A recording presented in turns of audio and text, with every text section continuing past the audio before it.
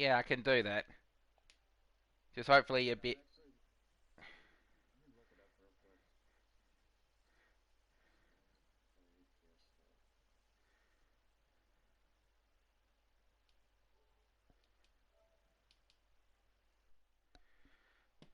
I just need to set the link, send the links out.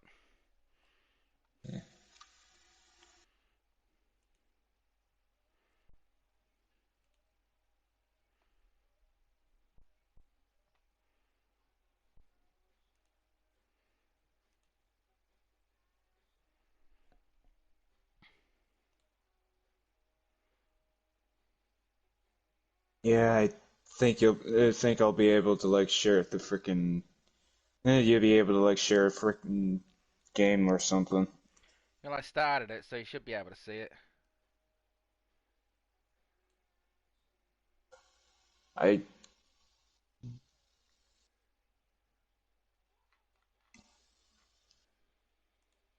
oh, I see the broadcast system. Maybe SharePlay doesn't work when it's streaming. I maybe it should. Hold on. Hold on.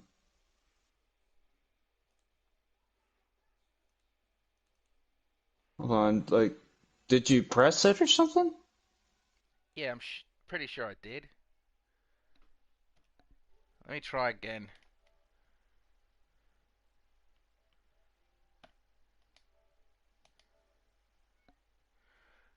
Oh, I can't use the feature while broadcasting. So you just guess you're just going to be on a 5 second delay and react to my reactions. Well, I guess so.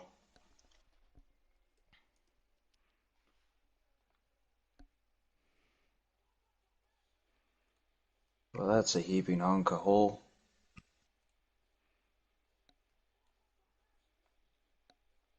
Hey, better than nothing. I guess. Okay, that was Tumblr.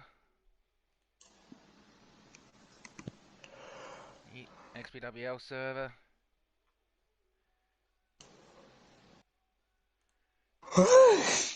EWP server.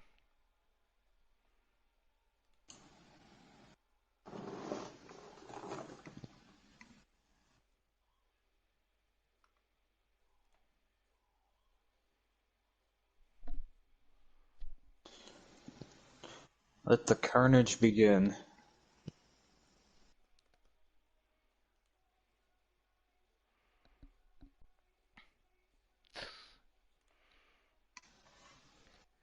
One of my friends just sent my own link to me.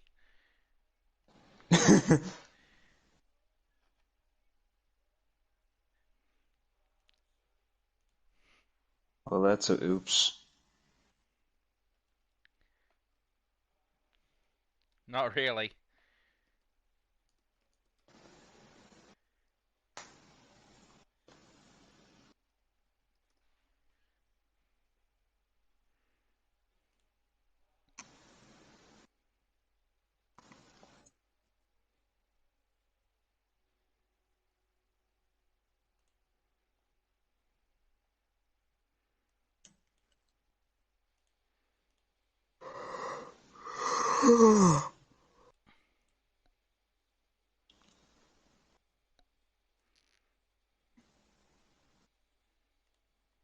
I am a tired boy.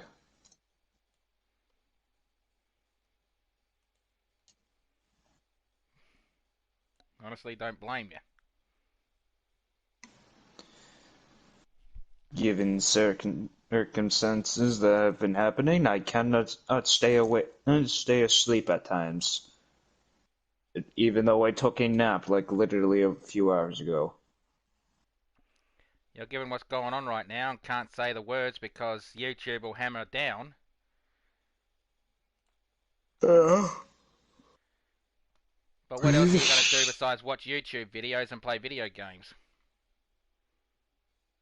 Fuck if I know.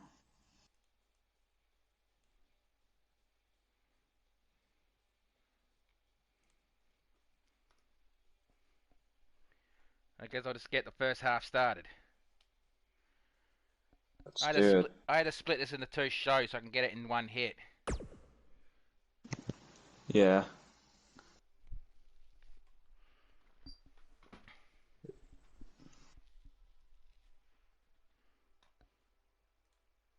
I didn't even know you can split it into 2 shows.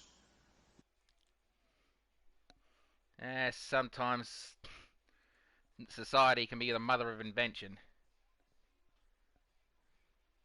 Fair point.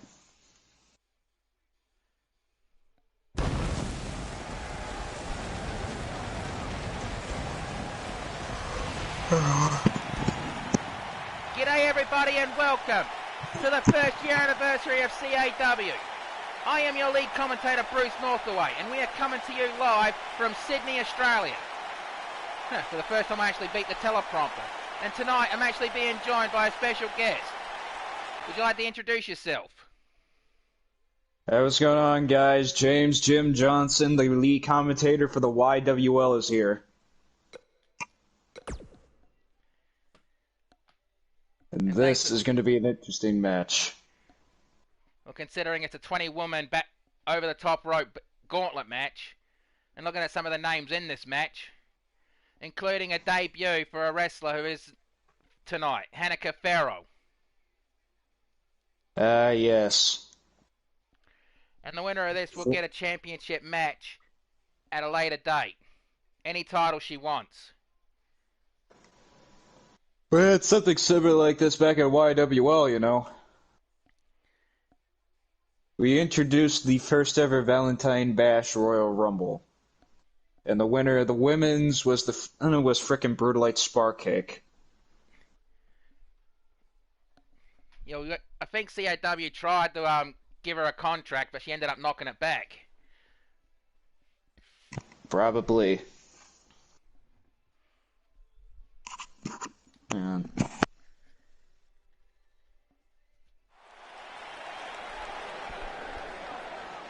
The following contest is a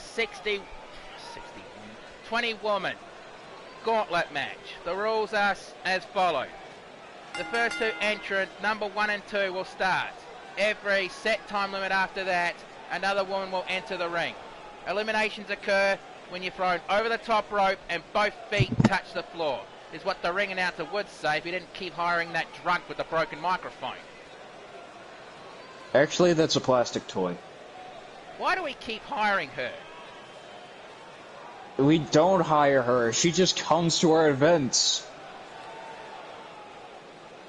And security is very lax. Your security maybe, but we just let her in just because, as we just like to see how well this goes for this frickin' lady. And it could be worse. Okay, let's see who drew number 1. And looks like entrant number 1 is the Nightmare. Oh God. From the other side of darkness. Isn't this lady frickin' humongous? You know, until Ruth McKay and Silverstorm joined, she was the tallest woman we had in our roster. Must be like 5'10" or more. I think she's closer to the 6-foot mark. Well, we don't know. I mean, the Night Maid does seem to like a bit creepy, but at least she's not like over the top creepy like Oni. No kidding on that one. Yes. And Night Maid is friendly, but just don't try to order her to get you a drink. I tried that once. Ended up having nightmares for 3 days. Okay, then. You say that, and now you're making me worried here. Okay, let's see who drew number 2. And I wish Magic Mare and Trixie would stop changing the arenas for these matches. And it looks like number 2... Oh, this is going to be interesting. Oh, number 2 is Ruth McKay. Oh God, the #1 contender for the YWL Women's Championship.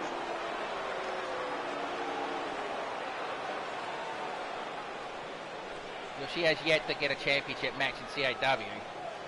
But she was in the mixed match tournament, but Silverstorm attacked her backstage and caused her to drop out of it. I guess that's what happens. Silverstorm still has not revealed why she did that. And then Silverstorm's nickname is the hired gun, so someone probably hired her to do that.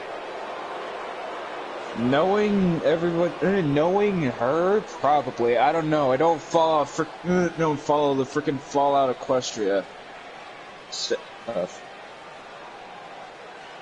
And then again, like, drop kick and Ruth didn't even buckle. She's a lot tougher than freaking Nightmaid might think. Well, I mean, she's been able to. Well, Nightmaid is a former champion, but she ended up being the first woman to lose to the Breaking the Bank belt briefcase. I have got to stop drinking before shows. I don't drink. And it looks like number 3 is one of the nasty girls, Jessica Nobbs. Isn't that the one that freaking still having that bout with Melissa? Yeah. She did not like Melissa because in her mind, Jessica thought she was a punk poser. Well, even still, like, even if she was one, she's still freaking lovable because of it. I mean, I don't mind the freaking Punk Great Sisters. I fucking adore Melissa. I still feel bad over the fact with her feud with Rare Food. Well, looks like the next entry is the outlaw Emily Black from Fort Worth, Texas. I have a feeling Texan might like him. Her. Probably.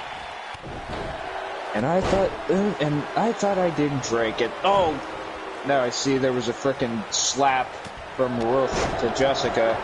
And now Jessica's gonna unload on frickin' Ruth. Or is she? She was holding her own against her. It was like outlaws for both. And number 5 is the arm dealer to the superheroes, the microchip. She's an interesting lady. I've never seen this woman before. Well, she doesn't fight very often because her job, takes a lot of her time. Remind me her job. Well, she sells weapons to superheroes. Huh. Okay then. Oh, looks like the first elimination could be the Outlaws. And number 6 is the Wind Warrior Kaze. No, Doing pretty well. The first elimination was Jessica Nobbs. Oh, and I think Jessica's, she's raging. You can see it. Anyone gets first eliminated is always pissed off. Well, I think Jessica Nobbs is kind of more pissed off than anything else. Because remember, Jessica is a full class heel, so she practically just hates anything and everyone, and that's coming from me. Well, you're kidding there. I think she barely tolerates her own tag team partner. And number Are those 7, two like friends? Yeah, it doesn't mean they don't fight. And number 7 is the security mayor from Stable 99, Blackjack. Oh, jeez. Little Pit's tag partner. You should see Blackjack backstage. She flirts with anything of a pulse. I wouldn't know. I never encountered him. Ruth McKay just eliminated Nightmare. And there goes What a Kaze. gorilla press. What a gorilla press. Or was it a military press? Either way, and you mentioned her earlier, here comes Oni. Oh boy. The former CAW International Champion. That's correct. Ended up losing it to the current champion, Magic Man. I really have to stop drinking before shows. Yeah, good luck with that. Oh, Ruth was almost eliminated. Well, she hanged on. I have no idea how. And Outlaw just saved herself. And here comes number 9, Twyla Meta. Oh boy, the XPWL Women's Champion. Maybe she's hoping to become a champion in each one of our shows. Well, you never know. Ooh. Although if she does win this match and goes for our main championship, she has to contend with the Dragon Lady, who's damn near unstoppable right now. There are those kind of champions, trust me. We think Tankatos might be friggin' unstoppable because of the way he's been. He's been having a winning streak even before he was world champion. And Microchip has been eliminated. She's frustrated with herself that she got eliminated. Well, wouldn't you be? Well, before she became an arms dealer, she was an underground pit fighter. And Ruth just got eliminated by Twyla Meta and Oni. It took two women to get rid of her. That says a lot about the frickin' Ruth McKay. And here comes Melissa Ewing. Oh, speaking upon Melissa, as I've mentioned her before, the leader of the Punk Rage Sisters. I think she's the elder one. Well, she's the oldest of the three sisters, yeah. And just eliminated Oni straight away. She wants a championship opportunity, doesn't she? And she didn't last very long. Twyla Meta just dropped the rope and she threw herself out. That's the Outlaw. Sorry, my bad. And here comes the debuting Hanako. A former XPWL Women's Tag Team Champion and a former YWL Women's Champion. She's never been in this kind of environment with these women before. Well, she is practically, she's kind of good with the frickin' wrestling business that she's in. She's the interviewer, she is a wrestler, she is practically almost everything at this point. Looks like Blackjack has tied Emily Black to the Tree of Woe. Oh, this is a good move, but in this kind of environment, not a good idea. And here comes the Queen of the Spiders, the Tarantula. Oh god. I fucking hate spiders. No kidding. If you've seen the kind we have in Australia, you'd hate them even more. Keep them away from me, then.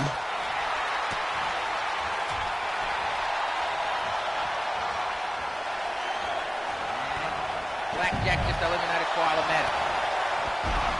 Oh, wow. Followed quickly by the Outlaw Emily Black. This is actually a quick-paced match. Well, I guess that's to be expected for a while. And here comes the wife of Stone Cold True Blue, Dusty Notes. This is going to be an interesting one.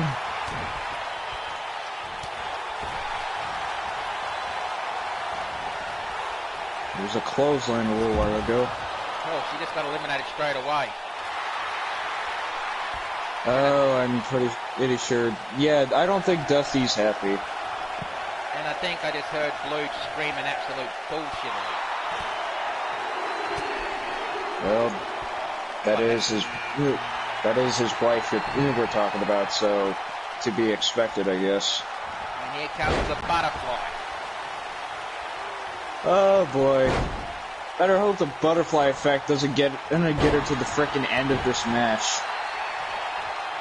We'll just hope she doesn't flap her wings. She is a master of the parkour style, so this kind of environment could be good, but it's also bad for that kind of style. Exactly. Well, I mean, hardcore or not, she's practically a future women's champion here in the CAW. No kidding. And here comes Blackjack's tag team partner, Little Kid. Do you think they'll be able to like team up to actually eliminate the other women? I guess that question won't be answered because Blackjack just got eliminated by Hanako. Never mind then. The Little Pip is a former hardcore and world champion before the hardcore title got retired. Oh, she's the only double champion. She's one of the few double champions that we have here in the frickin' CAW, I believe. Well, she's the tag team championship away from being the first Grand Slam team. And Tarantula just got eliminated, and there goes Hanako. And this will be interesting. Number 16 is Sonya Blade, or General Sonya Blade.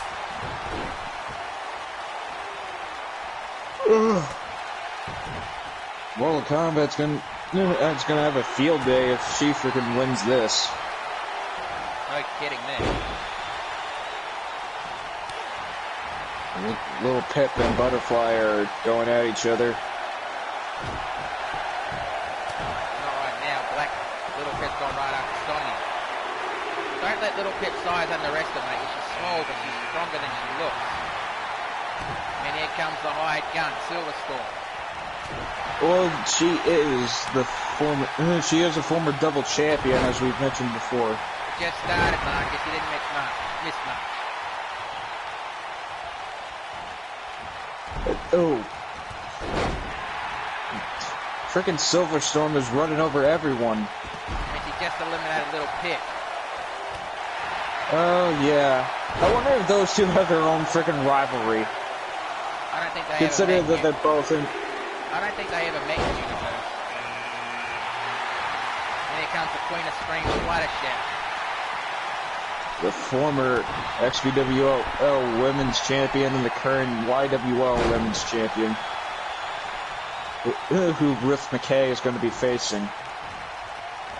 Well, Fluttershy did have a hell of a fight with the Dragon Lady at the last CAW pay-per-view. But unfortunately couldn't get at the championship.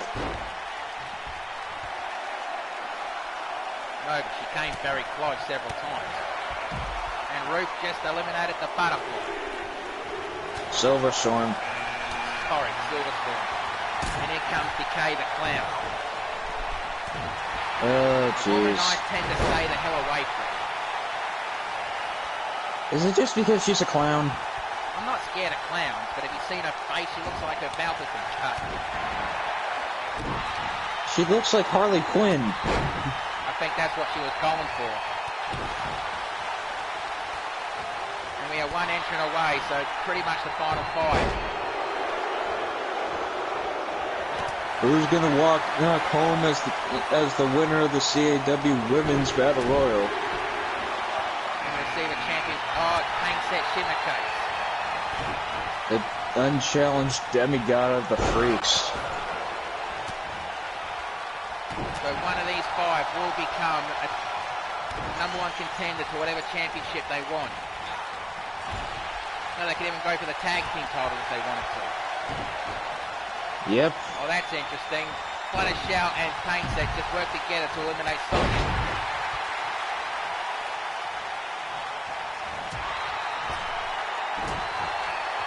And that alliance didn't last very long.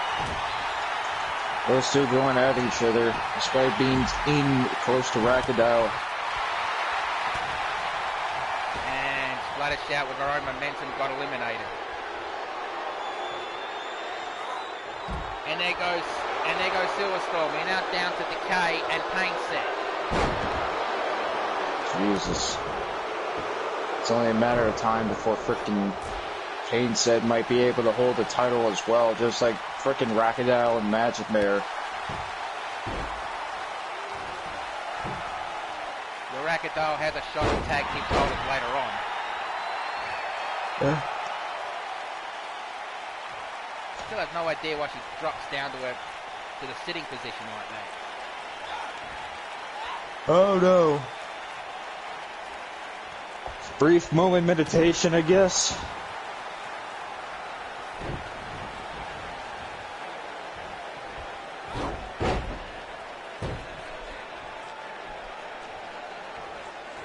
And these two seem to be a good fit for each other. I would love to see these two in a fight together.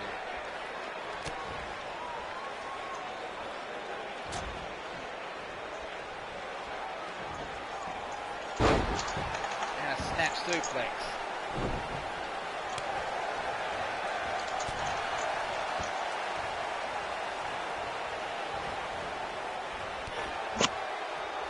You can see either frickin' DK just slapped frickin' paint set a little while ago. That was probably a mistake. Well, knowing this frickin' woman, you know that she probably doesn't give a shit. And I'm gonna have a habit for frickin' cursing a lot, aren't I? Yeah, you can swear here. Oh, it looks like this could be the end. Decay the Clown is the winner of the battle of the gauntlet match.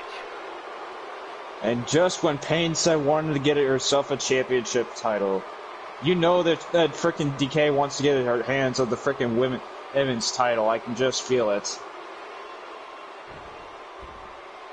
Well, she'd have to contend with the Dragon Lady first. If the Dragon Lady comes out of tonight as still champion. Because every championship match is on the line tonight. Indeed. But she's going up against the leader of the PWO, Sunset Shimmer. And the PWO has been on a destructive force lately. Yeah, the PWO have been banned from ringside for that match.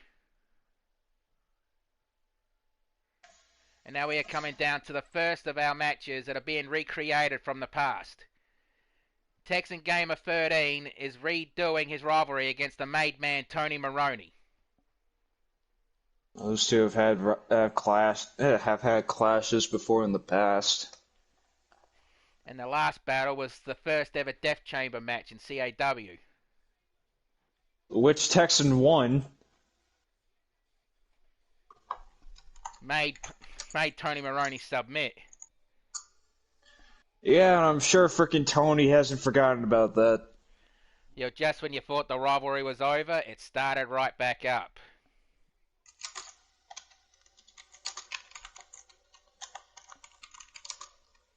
That joke's old, but it's still funny. Yeah.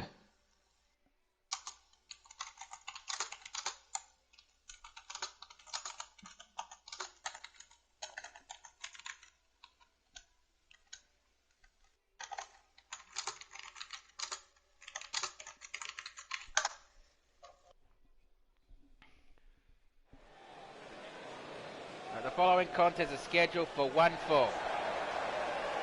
Well, since he's one of yours, would you want to do the honours of this one? I guess. Introducing the challenger. If you don't know where he's from, may I ask, where the hell did you even get an education? He is the certified scout main. This is Texan Gamer 13. Nicely said.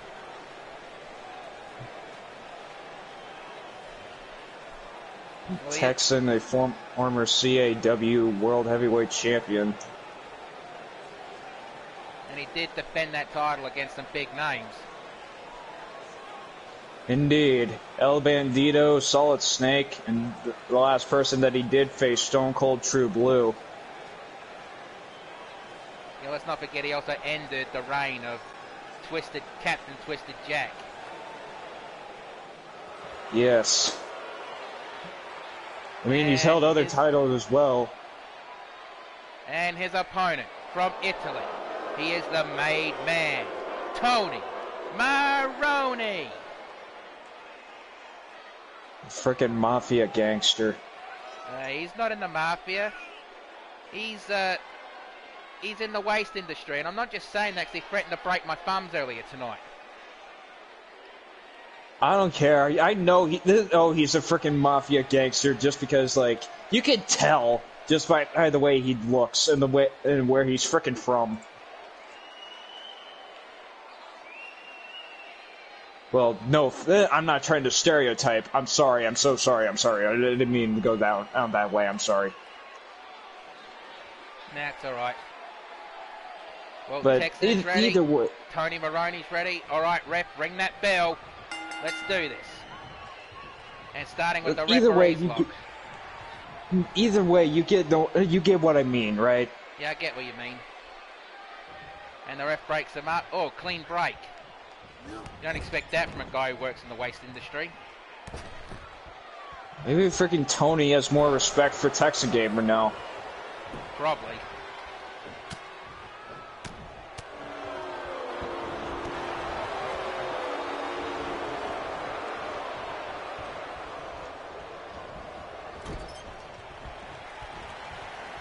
Frickin' Tony can't even be budged. I know. Oh, there was a force of nature. He's been starting to use that as a frickin', well, just a regular move now. You don't see him pop it as a frickin' finisher nowadays. Probably don't. Well, that was painful. And Tony Maroney was just jaw-jacking with a few fans in the front row.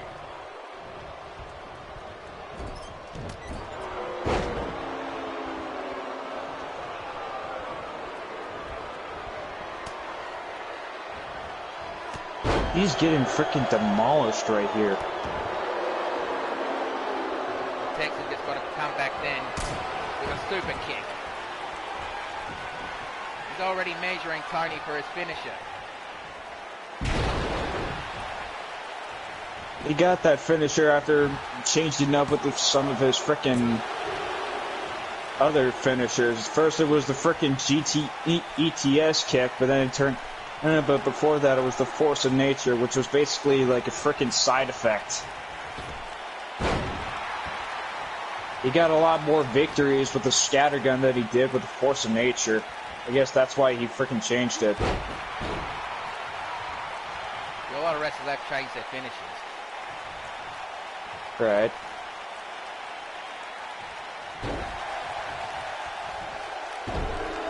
Tony Maroney's making a comeback here.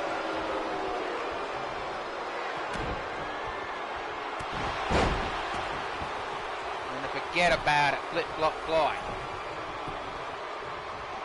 Going for the pinfall. 1, 2. Kick out. He's not done yet. I'm going to look at Tony. He can't believe he kicked out of it.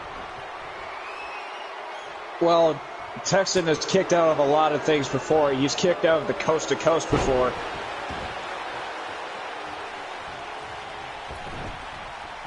No kidding.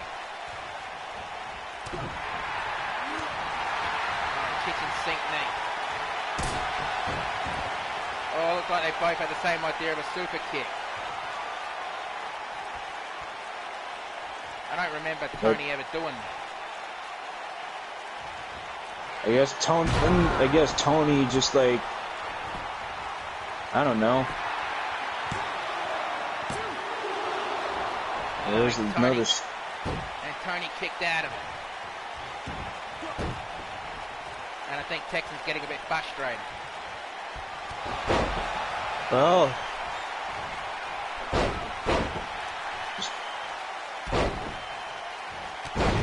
he's warming up.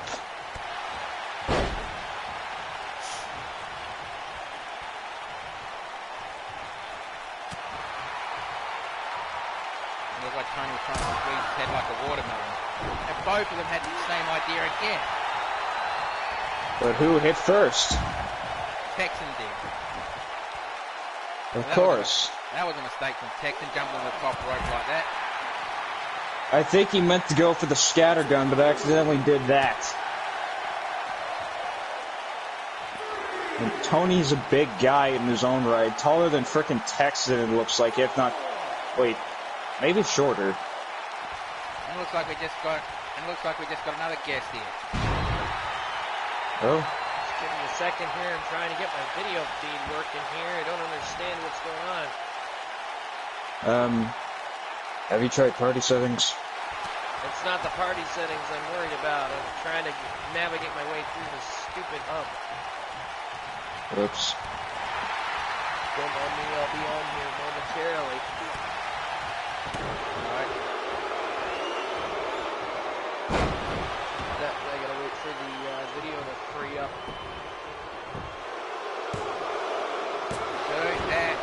Texan just kicked out of Tony's best shot. I have no idea what he calls that move. The Baba Bomb? An atomic drop? I don't know. And he just went for the Mafia cut. Is that going to be enough for? Is that going to be enough to put Texan away? One. Possibility. Oh no! He kicked out. He is tougher than frickin' Tony expected, I guess. And nice of you to join us, Mark. Did you have trouble finding the arena? I didn't have any trouble finding the arena, but well, they weren't letting me in. And like, you gotta understand, Bruce. I came here to do his show. Found no place to park my car. Catering didn't even know I was supposed to be here. Even the makeup lady didn't even have my name on the list. You should have put your name should have been on the list. No, you were trying. You had a reservation for Rackadile. You didn't have a fucking reservation for Mark Wondersham. Oh, that could be it. And both of these two have been through a lot more wars in the past, but it looks like they're really going at each other right now. Oh, scattergun. And going for the pinfall. Oh, and Tony kicked out. Both of these two must be thinking, what the hell do I have to do to the other guy? Well, we've seen these two put on some pretty decent shows before against other competitors. I didn't expect them to go down as easily as most people would think. This is Texan Gamer we're talking about here. Tried to go for another scattergun, but couldn't make it. And we just got... And this is going to be it. 1, 2. Oh, and Texan kicks out again. And Tony is really frustrated right now. I don't think Texan just doesn't want to lose again after some of the things that have been happening with him lately these past few weeks. First thing first, he's still probably upset with the fact that he got blindsided by Oni after a frickin' XPWL show. Not our Oni, XPWL's Oni. Yeah, the great Oni. What is that? Does the great Oni talk? Because we know our version of Oni doesn't. The great Oni, as far as I know, he can talk. He just chooses not to because he doesn't speak English. Like he outright refuses, so I'm not sure. It's over. Texan Gamer won that match. And what a hard-fought victory that was. I think Texan... They're not showing any replays. Why the hell are they showing the replays? What the hell's going on here? Well, looks like Tony Maroney has just got respect for Texan right now. I think after all the battles, those two have finally decided to settle each other's differences. Well, at least that's good sportsmanship. That's good to see all the time. Indeed. Texan Gamer has had a lot of guts. He's going to have some fresh stitches put in his head, too, by the looks of it. Yeah. He'd better stay away from our nurse because she's an absolute grump. And now we're coming to our first championship match tonight. For the CAW Women's Tag Team Championship, we have the Dark Zodiac versus the PWO. And I'm still kind of wondering if the frickin' PWO has been hearing about the frickin' Samoan sisters in the YWL. They have remained undefeated since they've debuted. They defeated the Subjects. They defeated the EOI at the house show. at a house show, and they freaking defeated the Academic Mayhem. They freaking went to war. They went to war with 3 other tag teams just so they can face the subjects at Ride to Hell. You know, I'm pretty sure the PWO have heard of them.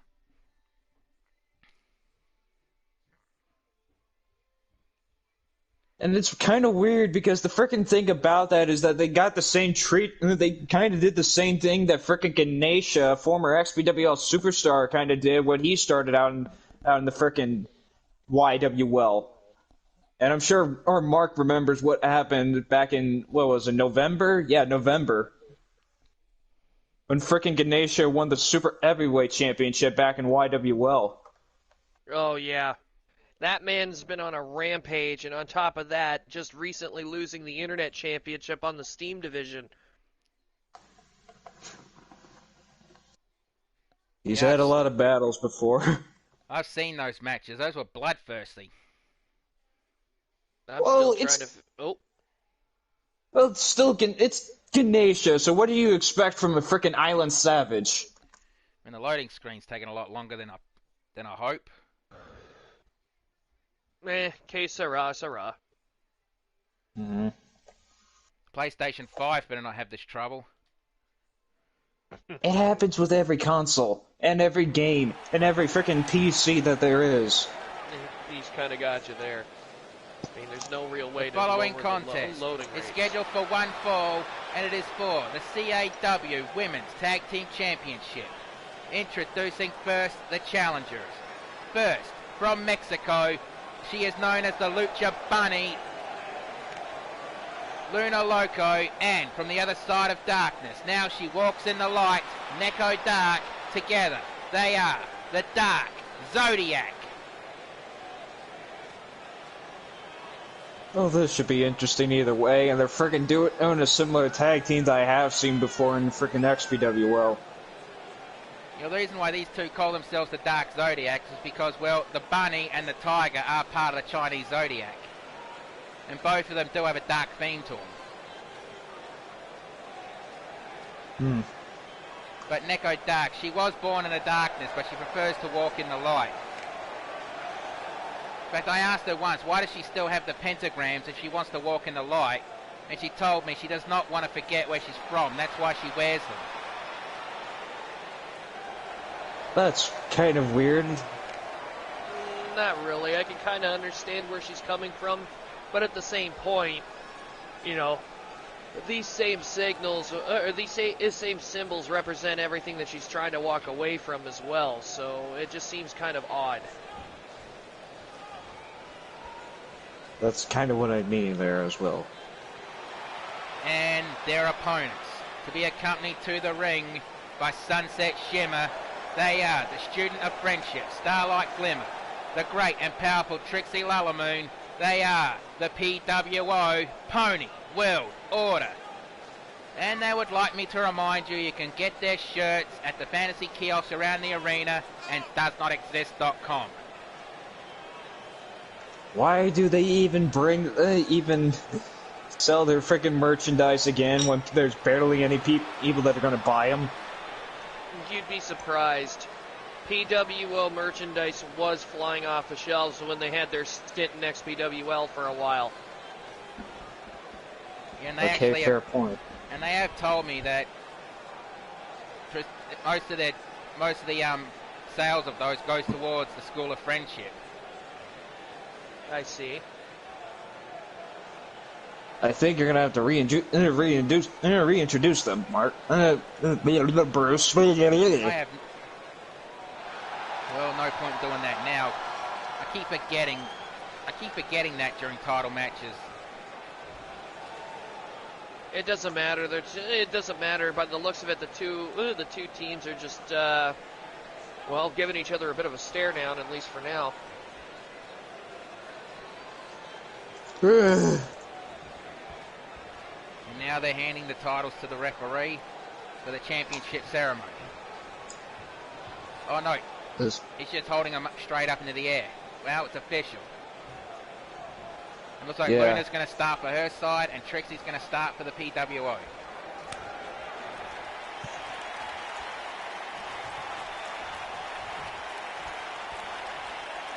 You know, it's kind of like odd for me. You say that the freaking other members of the PWO aren't supposed to accompany Sunset Shipment for her title match, right? Yeah, that's what the agreement with the Dragon Lady was. The Dragon Yeah, Lady but wanted that a was fair an match. agreement. That was an agreement with the Dragon Lady, though. You need to take into consideration that these two neither are the Dragon Lady, nor is this a singles title match. Right. So I would figure Shimmer coming out here technically isn't double crossing that deal. I don't think it is. Don't know for sure. Man, I just noticed that Luna Loco is a lot taller than Trixie right now. She's not even wearing heels. Yeah. Have you also noticed that Luna looks like she's almost wearing a Playboy bunny outfit? I think it is. Either a mix between a bunny outfit or a Dom outfit, one of the two. Here comes Neko Darkin off the tag, and she's getting in some licks already. Yo, Neko Dark is familiar with the PWO. Of course. Last year, she won the CAW Women's Championship from Sunset Shimmer. But an agreement was made that she would fight the other two members in a 2-on-1 handicap match. If Neko wins, then the PWO cannot challenge for a title for the period of 1 year. But if the PWO wins, then Neko would have to defend against all three of them in a fatal four-way match. Starlight just told freaking Dark to kiss her ass or something like that. Oh, snap DDT as well. Neko almost has cat-like reflexes, so you have no idea what she's going to do. Whoa, Jesus. She's scary, that's for sure. What a powerbomb. Hang on for the pinfall. 1, 2. Trixie didn't even interrupt the count. I think she knew Starlight was going to kick from there. Well, it's not just that. You really think about it. Starlight was actually pretty damn close to the rope. She could have just as easily reached up and grabbed it. That too. I'm not exactly sure if rope breaks are on or not, but at the same point, if they're part of the rules, then Starlight probably would have been able to save her sorry ass. It looks like they're going for a stomping stampede.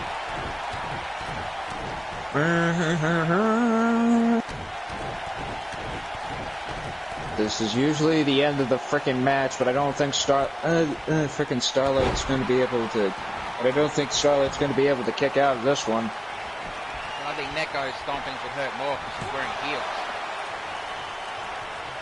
I have no idea how women can fight wearing heels. I mean, wouldn't you break your ankles? I don't know. Ask the Bloody Symphony on XPWL. Go! I would if I was allowed backstage and Shadow would let me near him. We're freaking part of the YWL roster, so we have managed to talk like once, twice, at most. Mostly after when Rodagio won the women's championship and when the Symphony won the freaking tag team titles. 2, kick out. And Neko didn't even try to interrupt the count that time. I guess she had faith in her. It's either that or maybe they want to try to keep this fair. Oh, for God's sake, ref, why are you allowing this?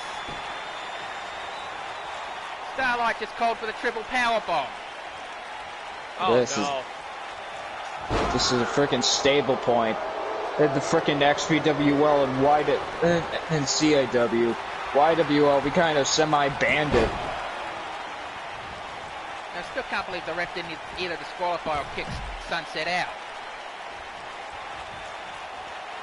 Yes, you'd be surprised, I guess. If you also took notice, the referee was very slow to get down for the count after that, too. No kidding. So not only did he let it happen, he deliberately slowed himself down for the count.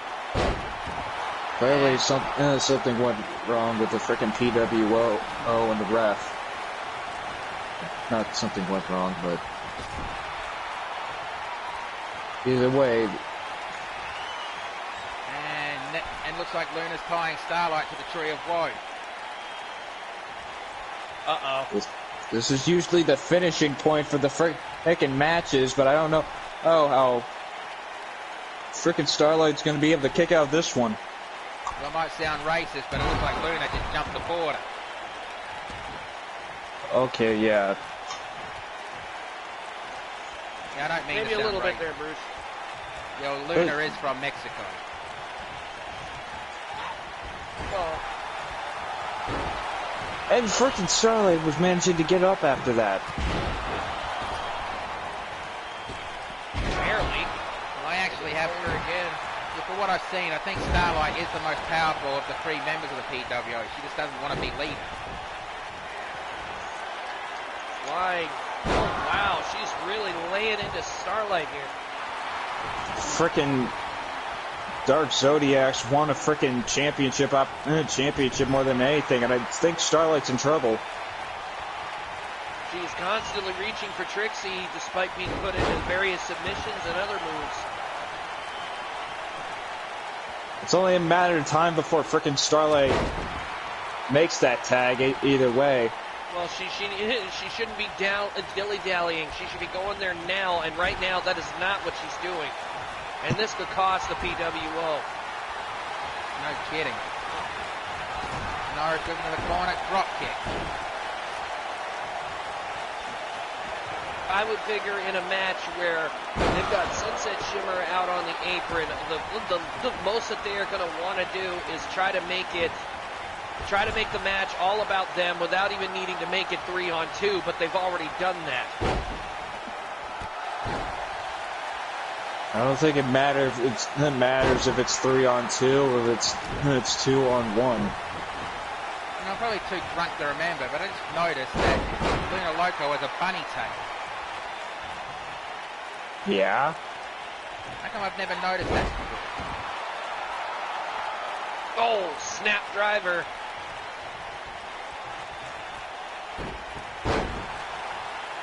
Well, until she won the tag team title, Starlight was the only member who hasn't even won a title. I'm going for a pinfall. 1, 2. Oh, Trixie almost missed breaking the count, but Starlight kicked out anyway.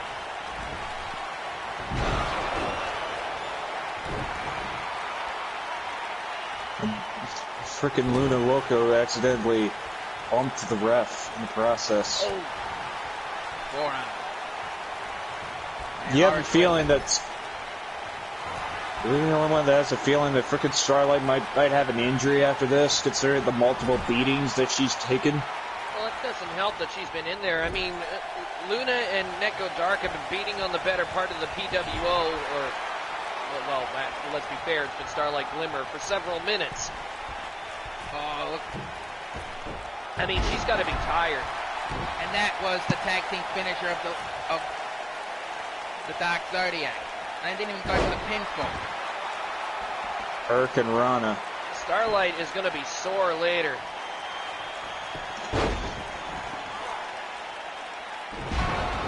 Uh-oh. If that doesn't put Starlight away, I don't know what will. Oh, schoolboy into a powerbomb combination, not bad. The ref Trixie just knocked out the ref. I'm not surprised. Oh, the heelish tag team ideas. You can't. And Luna caught Trixie right in the side of the head, and you can see by the way she went down that she's seen stars. The referee. Probably her name in those stars too. More than likely, Glimmer is trying to make it to the ropes. She's got to be done. She's not even trying to go for a hot tag or nothing. She is hurt. Well, Trixie's not on the ropes. Trixie's not on the apron right now, so it's a waste of time, really. Maybe so, but you figure even then with Starlight, with how much damage she's been put through, you'd figure she would be trying to make a beeline for that corner, and she's not. The frickin' Dark Zodiacs aren't letting her. And I'm going for the pinfall. Oh, they're mauling the hell out of her. 2, 3, that's it. We have new tag team champions. Trixie couldn't make it out get back up fast enough.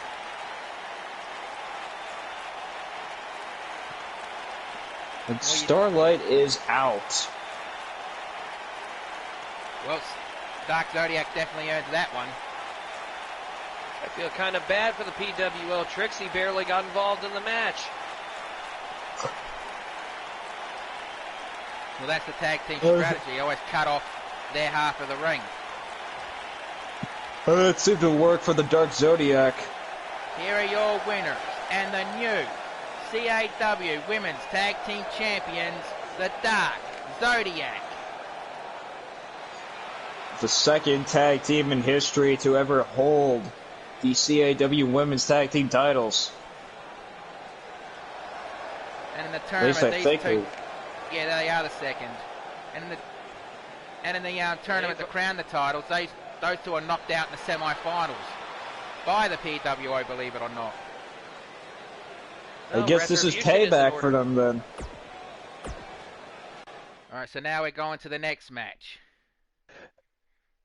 which is another recreation of a match that has happened in the past year. Violence versus Tonka Tough Steve Roller. Oh boy. This is going to get brutal fast. Violence is no stranger with people smaller than him or people somewhat the same size as him. We've seen him face guys like Edward, Grax Suncrusher, even Tonka Tough. Edward from the Pro Wrestling Zone and the current YWL Super Heavyweight Champion. You know, on Steve Roller's third ever match, he actually defeated Violence. Anybody can get beginner's luck. You know, ever since that match, we've called Steve Roller the rookie sensation. Well, he better be damn careful, because he's about to walk in there with Walking Armageddon, and I'm sure Violence hasn't forgotten about that loss.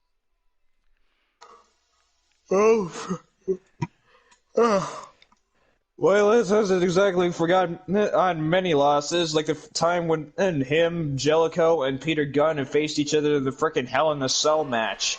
And Jellicoe won after making frickin' Violence tap out to the Kimura lock. Yeah, that was actually under Triple Threat 2 Falls rules. He made both Peter Gunn and Violence tap out. That must have been a feel-good moment for frickin' Jellicoe when he was still he's still technically a semi-heel, but but he's not as frickin' arrogant as he used to be nowadays, because Mark, some things have changed. I could do that, yep. Ladies and gentlemen, the following contest is scheduled for one fall. Currently on his way to the ring from Chroma City, he is known as Walking Armageddon. He's also been known as Ultimate Hardcore. But to the XPWL and the CAW locker room, he is the king of the super heavyweights, Violence! And king of the super heavyweights is a frickin' statement I'm sure Violence is proud of, because, well, it started off when we called him that in the frickin' YWL. I believe when he won the frickin' Flight of Domination Championship or before that, because his frickin' Super Heavyweight Championship reigns were a frickin' tear. Well, it also doesn't change the factor that right now Violence is sitting on top of the Super Heavyweight division in the XPWL right now with its title. Considering what he did to Rackadile, I'm not surprised. I hope Rackadile's recovered from those injuries, because he has a tag team title match later tonight. He's somewhat recovered. We saw him last night on Slam Masters in that Ring of Carnage match that we had just before the main event match. And he didn't do too badly, but you could clearly see that he was having trouble hobbling around the ring. Yeah. He'll have Shadow helping him. Yeah.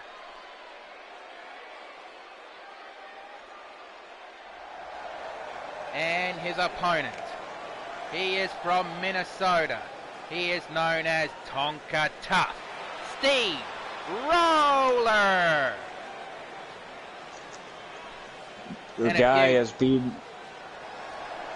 Yeah, this guy has beaten a lot of top names. Doesn't surprise me. Roller is still a pretty decently built person. I'm sure that he can handle a lot of people, like depending on where he's going, depending on what division. He's brought Evangelico to his limit before. You know, Evangelico came on top of that one. Even still, he brought him to his absolute limit. Okay, Violence is ready. Steve Roller is ready. All right, ref, ring that bell. Let's do this. And Let the collision commence. Your Steve Roller has always parted himself as being the fun-loving big guy. He more or less likes... Violent. Well, go on. Go ahead. No, go ahead. No, he just prides himself on entertaining the fans as well as doing some big hits. Well, I would say Violence is similar in that way, but he prefers, for the fans' enjoyments, to leave broken bodies wherever he goes. Well, if you want someone that can throw a freaking party, let's say freaking Ravishing Ronald. Oh, hell no. No. I am not, yes. I do not want to put up with that guy again. Last time I tried, I couldn't breathe for a week. Oh, nice headbutt by Tonka Tough here, using his head. Quite literally. Oh, someone check the 5th row for Tonka's head. That was a hard closing. That wasn't the full-on collision, though. No, it wasn't, but it definitely caught Roller by surprise. Well, if anyone knows about Violence's destruction, it is our current CAW champion, Stone Cold True Blue. Yes, their rivalry was legendary, especially with the factor that they injured each other in the same match. Oh, wow. Roller actually took Violence off his feet with that clothesline. I didn't think he'd do it. Well, he's stronger than he looks, but let's not forget, this is a freaking 7-foot dude who can freaking do a freaking worm. Steve Roller can do a worm? Oh, boy. I wasn't thinking about that. Oh. It's called the Caterpillar. Roller's got a pretty decent clothesline arm on him, too. Looks like he was setting up for the Caterpillar. But Violence moved out of the way. There was a freaking lariat that he saw, but there was a freaking release German suplex right there. Oh, Tonka kicked out on one.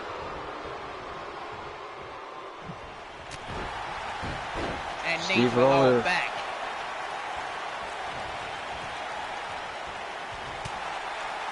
Or headbutt. Tonka, what the hell are you doing taunting? That's probably the worst thing you could do in a match with a guy like Violence. Because he will get his momentum back. Oh, my God. I thought Violence was about to do his bloody pole driver from the bloody apron. I thought so, too, for a second. But it's kind of worse. A freaking powerbomb on the ring apron. That's the hardest part of the ring.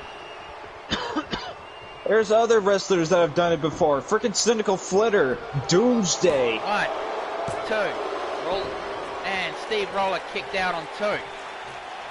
Roller's back has got to be killing him, though, especially where he landed. Freaking kidneys right there. Before joining CAW, Steve Roller was actually a construction worker in Minnesota, so he's used to lifting heavy things, I guess. Yeah, but I gotta tell you, with hitting his back the way he did, I'm gonna call it right now. I believe that with his back the way it is, after taking that power bomb, he's gonna have some problems from trying to kick out. The more he kicks out, the more pain it's gonna put him through. I don't think freaking Tonka Tuck cares. And he will when he can't sit up. Yeah, I think that's what Violence wants. Oh, it looked like he was going to go for the Caterpillar again, but Violence moves out of the way.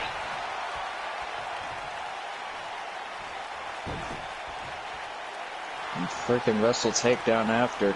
A simple chin lock from Violence. That's a first. I think he just wants to wear down the back. Well, he's pulling back, and he's pulling back on the neck, and he's got his knees firmly pressed at the small of the back here. Same area where frickin' Tonka Tough landed. The only thing that would be worse from this is if Violence decided to do that apron pile driver. And I don't think Blue wants to see that again. Well, no, because I think the last time he did that against somebody, I think it was Blue, he almost cracked his skull open because Kyle drove him off the apron onto the concrete. No, I think the last time he ever did that was with frickin' Shad or something. No, you're right. Each other. Whoa. Tonka's building up. Oh, it looks like Tonka.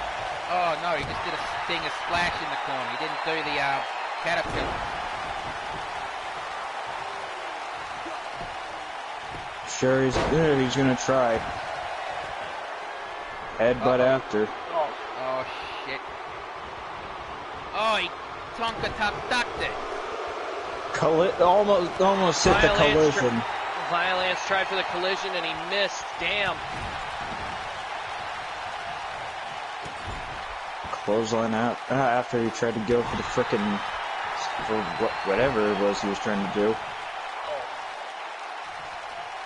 And Tonka was just saying, what do I got to do?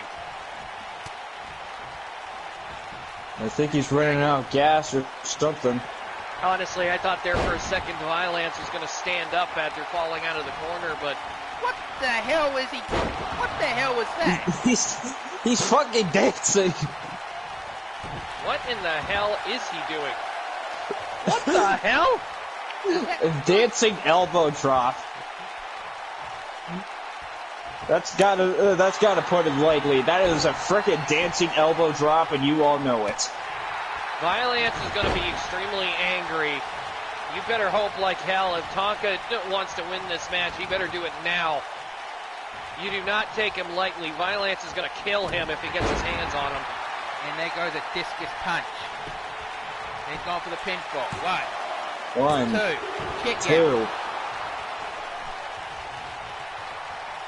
out. Tonka Tough's gonna have to do a lot more than a frickin' punch to knock frickin' Violence over. We should know.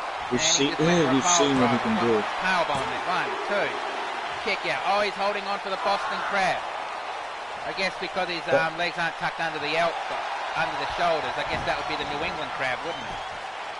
I don't know, I guess. All we do know is that frickin' move is...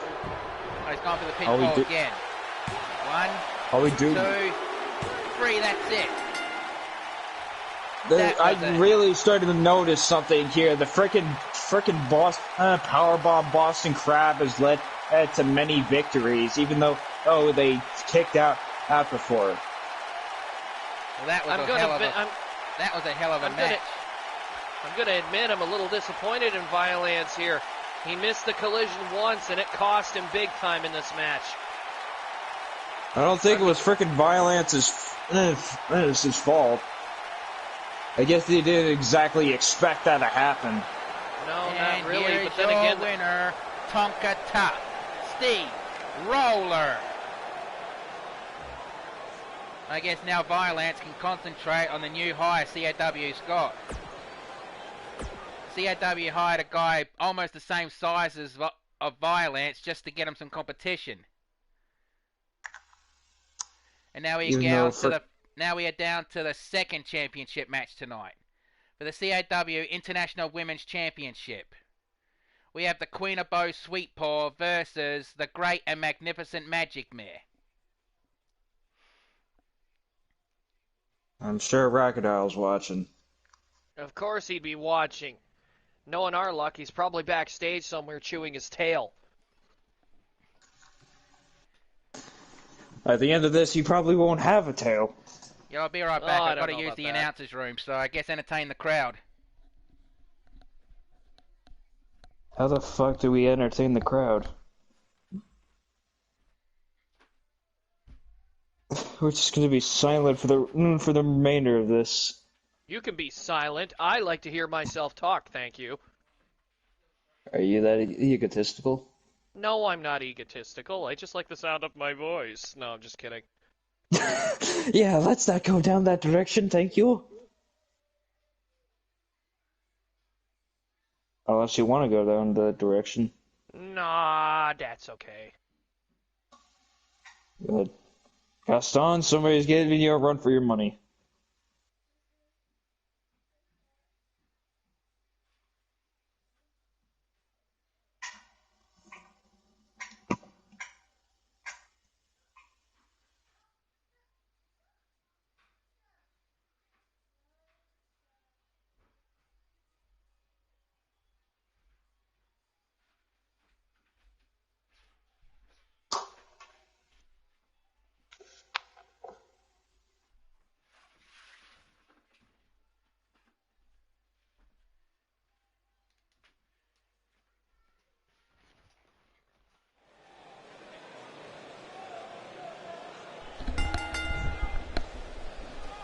right back, sorry. The following contest is scheduled for one fall, and it is for the CAW Women's International Championship. Introducing first. We really have to stop hiring that drunk. Now, don't go announcing them yet. We have to get them in the ring first. Yeah, I'm not making that Blue again. And I know Blue's going to want to kill me for saying that. And they're going to make me say that, aren't they? I hate saying this. Going to make you say what? Wacky waving inflatable arm-flailing tube man. Wacky waving inflatable arm-flailing tube man. Well, I guess it's better than a ShamWow advertisement. Oh, don't bring that up. Hi, it's Vince with ShamWow. You'll be saying wow every time you use my jizz towel. Sorry, I couldn't resist. That's fine. Those commercials are still fresh in my mind. Your Sweet Paw won a ladder match to get this opportunity. And these two have clashed in the past, but it was in a fatal four-way elimination tables match. The very match where Magic Mare won the championship. Well, at least this is CAW and not XPWL, so I'm not going to have to worry about Crocodile Crocodile getting mad at me and making fun of her music.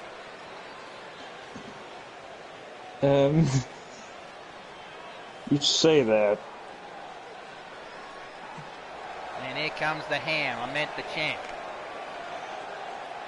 Glorious, with puddles of puke all over the floor, yes. Never mind. Ragdoll. I could see some glowing eyes staring at me from the backstage curtain. I better shut up. You sure those are racket dolls? Because we do have some evil people in CAW. Trust me, you know when it's Crocodile staring you down. You know, Magic Mare's tag team partner of the subject was very close to winning the gauntlet earlier. Yeah. She was the final eliminated by Decay the Clown. Oh, I can see Shimmercakes being quite irritated. I think I heard a freaking wall exploding from here.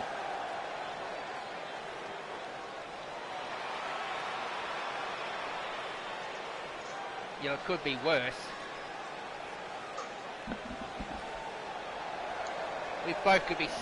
All three of us could be sitting here doing a bloody commentary on that Chub Guts. I mean, totally fripped, and I'll stick with Chub Guts.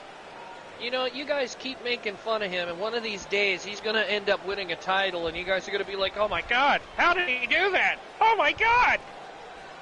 Don't worry. You know, I try not to make fun of Totally Fripped because here's the thing, guys. I've seen Crackhead Charlie win a top-tier title. I can't leave anything to chance, so don't go talking about Fripped like that, because chances are it might actually accidentally lead to his success, because it happened for Charlie. Well, yeah, I remember. Totally Fripped wins a title. On that day, Sainton will be ice skating to work. Well, if he's ice skating to work, he's ice skating to work. In other words, hell is frozen over. Well, I mean, let's perfectly just be honest right here. I mean, I have heard about it like once, twice even. And I remember during Thanksgiving of Pain where they had to get the frickin' title so they can have a match between Doomsday and Manface, and that led for the ring being destroyed. Quite literally. I'm just glad Manface's son was released from the Steam division. Too many people did not want to get in the ring with him. You mean Brody Joe? Nobody wanted to get into the ring with him. No. Wait, I've heard I wouldn't expect anybody to want to get in the ring with that guy, considering how disgusting he was. And there's a better look at the CAW International Women's Championship. Introducing first the challenger. From Ponyville, she is the Queen of Bows, Sweet Paw.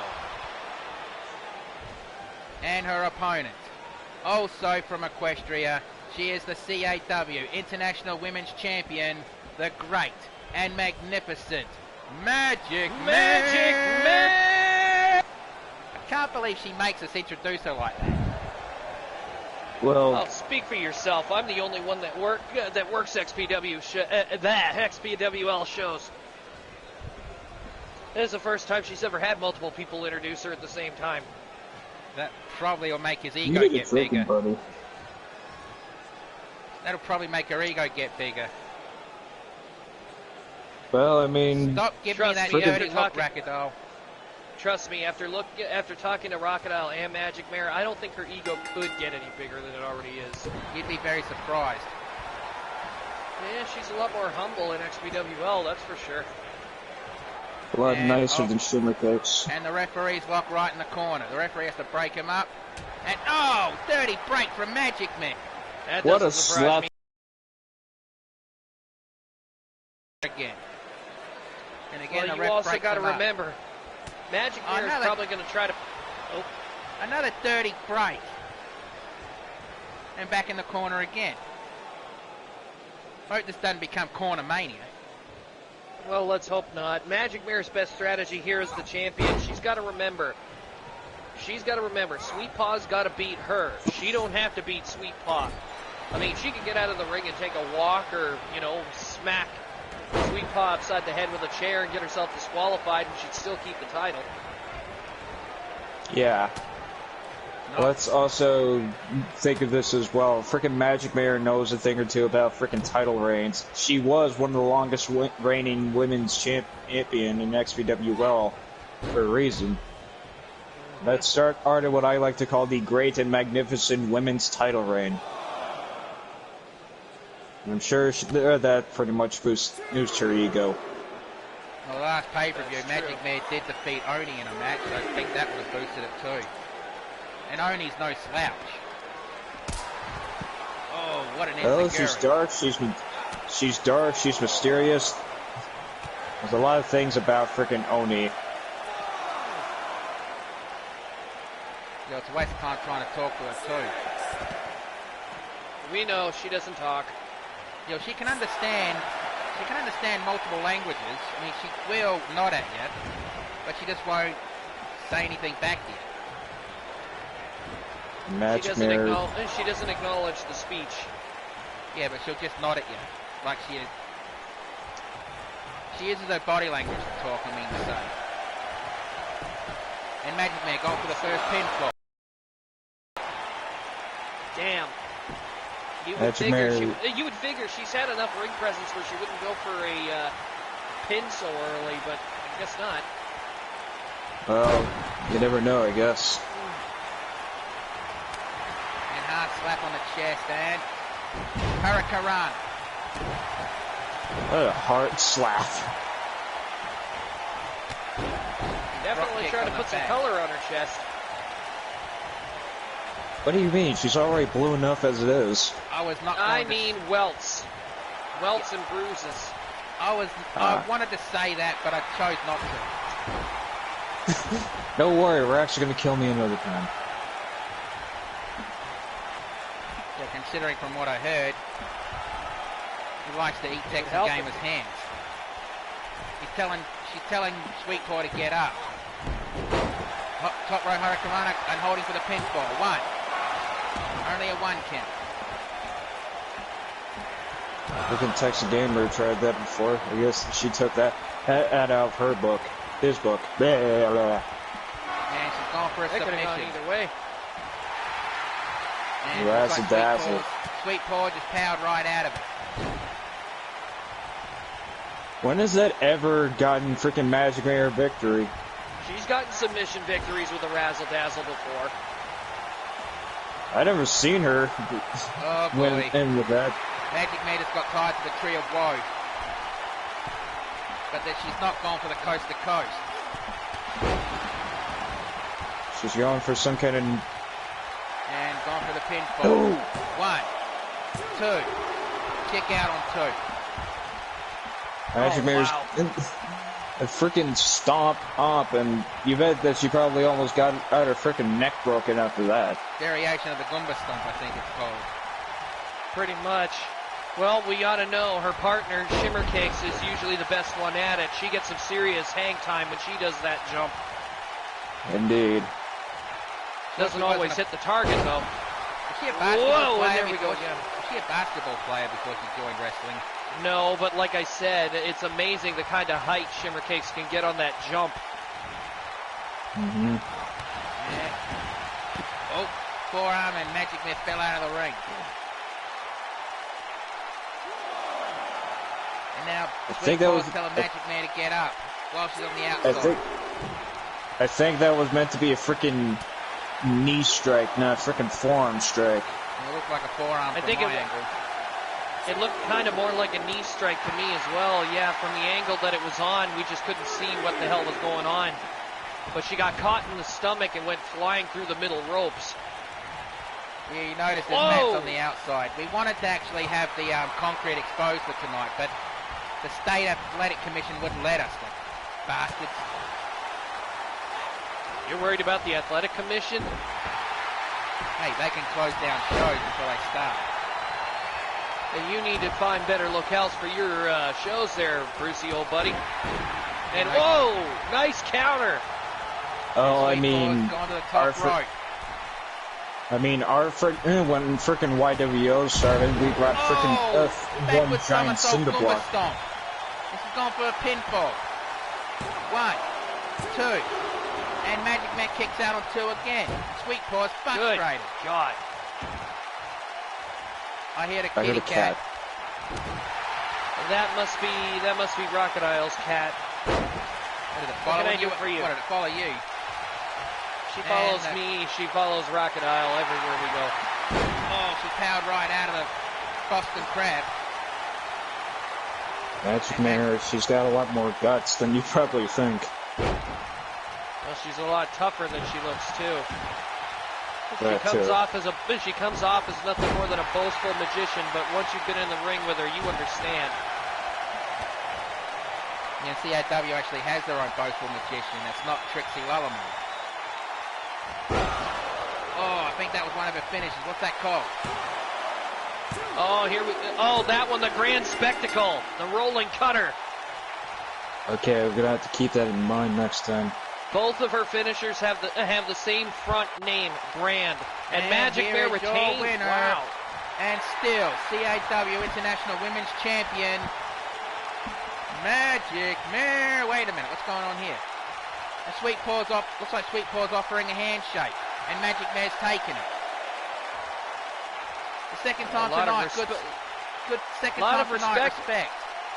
A lot of respectful attitudes backstage tonight. Indeed. Considering it's the first year anniversary, that'd have to be. Sweet Paw, I guess, well, she's taken the defeat humbly. Magic Mare reigns supreme. And Magic Mare looks to have a freaking thick and long title reign like the XPWL Women's title. Now we are coming to the halfway main event for the CAW Intercontinental Championship. Vangelico versus TNT. These two have clashed in the past, and they were brutal matches.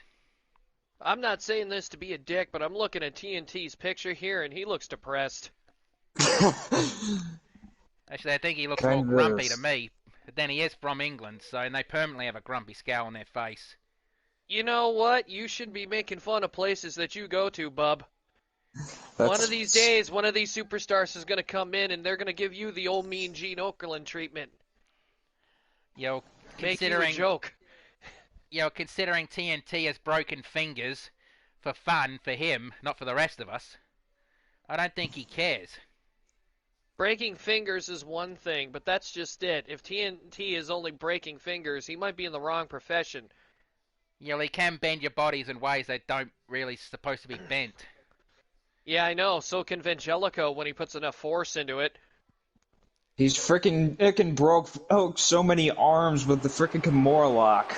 That's what I'm afraid of. Is TNT going to be able to keep himself from getting his arm broken? It's scheduled for one fall, and it is for the CAW Intercontinental Championship. Introducing first. One of these days, she's actually going to get a real microphone, and we're going to hear her drunken slurs. I can imagine that. And frickin' Vangelico changing his roots. after the frickin' departure and some thinking to do. Still has the MMA fighting spirit, but he's turned into his old roots and went back to his biker days. And he kind of looks more badass this way, in my opinion, and he kind of grew his beard out. Yeah, he did have a hell of a death chamber match against Peter Gunn, which he did not succeed in. Well, friggin' Jellicoe has held more victories over Peter Gunn than Peter Gunn has done with Angelico, so I'm kind of not surprised. I figured that time around he's got to be a lot more humble. I mean, he's changed up his image since then, so had to have clicked somewhere in his head.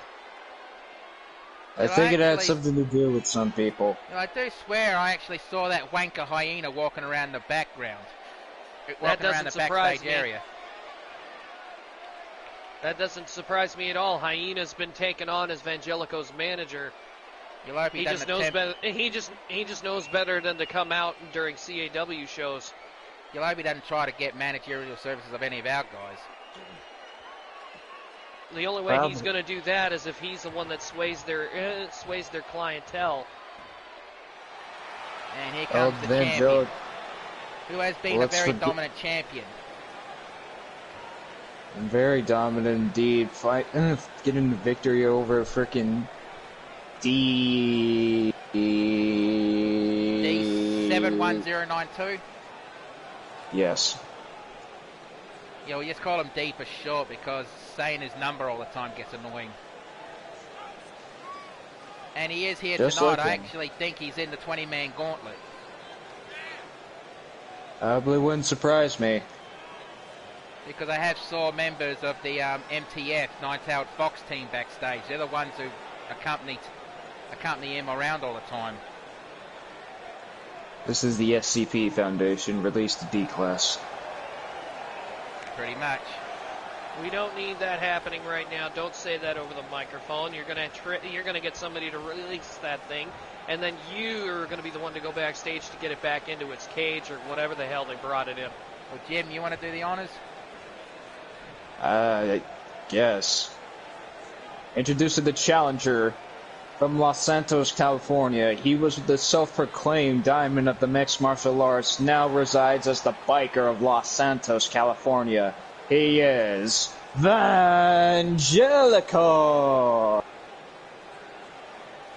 And his opponent from Blackpool, England. He is the CAW Intercontinental Champion. This is TNT. Oi! Oi! Sorry, he hates it when I do that, but it's fun to do. I'm thinking TNT doesn't really give a shit right now at this point. He's going up against a guy that he's faced before in the past. I mean, freaking Angelico beat TNT to get into his first championship opportunity when freaking Wastelander was still the freaking champion.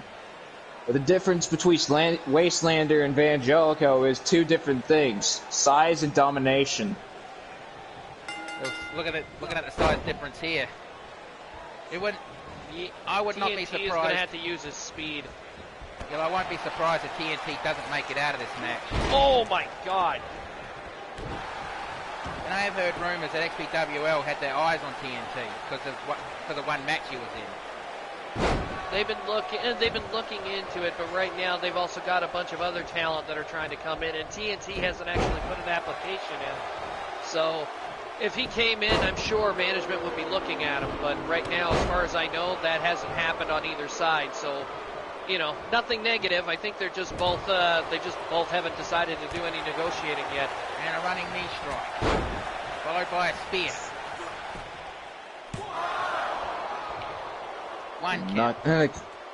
Yeah, you can barely knock down freaking Vangelico sometimes. I mean, not even some super heavyweights have a hard time doing that as well. I mean, ask Grax, ask Violence. They know a thing or two about Vangelico because they faced him before. Violence many times. And both sides have claimed a decent amount of victories and losses to each other. And TNT can't knock Vangelico down, and he's got to stop trying to do these aggressive rush-in moves. They're just going to cost him, like right now. And choke slam. Frickin' Vangelico kind of ditched Right. the frickin' Two. Suplex City after that. Whoa! That was a quick match. Frickin' Vangelico capturing his first championship in CAW. Absolute domination here. And here is your winner and the new CAW Intercontinental Champion, Vangelico. Wait, TNT's up. Well, I think TNT just said to Vangelico, "You got me, but I want a rematch." That's probably going to be hard, considering what happened. But yeah, but I'm guessing they probably will be getting a future rematch sometime soon. With Vangelico now celebrating his third ever championship that he's ever held, aside from the being inaugural YWL Super Heavyweight Champion and a two-time Flight of Domination Champion, he manages to hold the frickin' CAW Intercontinental Championship now. All he really wants to do is hold a title in the XPWL. Okay, that's the midpoint of the show. Please enjoy a word from our sponsor, Icon Pro. Icon Pro? Icon Pro? What the fuck? You know that thing that WWE did back in the early 90s? Oh, you mean Ico Pro? Yeah, that's what I meant. And now Is this the one? And now we are back to the second half of tonight's first anniversary show. I can't believe you guys are promoting steroids. Hey, they paid a lot of money to get sponsored, so why the hell not? But wait a minute. I think that stuff was endorsed by Mr. McMahon. I don't know if that's the best idea, man. You're deliberately giving money to your competition. Fair point. Yeah, well, who knows? They might snatch up some of our roster. Oh, I got that. Vinny's a little picky. Okay, now back to the second half. A little? And now we are back. Just a little. And we are going to start off with the second half with a Falls Count Anywhere match. La Livy the Octoling versus Pokemon Girl. Well, this should be fun to see, considering I know Livy's been dying to get into some singles competition. She kind of left the YWL, though, due to inactivity and stuff. That's okay. I know on XPWL TV, since she's a reigning tag champ, she has to be booked on the shows at least at some point during the week. So, I also know that Livy's been dying to get into a singles match or get into a singles run too. So this should be good for her. Yeah, Well, the last time frickin' both of these two have been in a match before, and La Livy came out on top there. But that's when Livy's tag team partner was in CAW. But ever since she left, Pokemon Girl has had a smile on her face that you could not get rid of. Bruce, I don't know if you noticed this, but there's a chili dog schnitzel cart being wheeled around the arena up there. And by any chance, is that Melissa up there in the grandstands trying to sell food during the show? Yeah. Oh, wait, she is? I'm going. Oh, Jesus. Well, that didn't take Texan long to leave the broadcast area. Hey! Get me one! Okay, get it. And wait a minute, what the hell are you doing back here? For one fall, and it is a Falls Count Anywhere match. Introducing first from Intopolis Square, she is La Livy, the Octoling.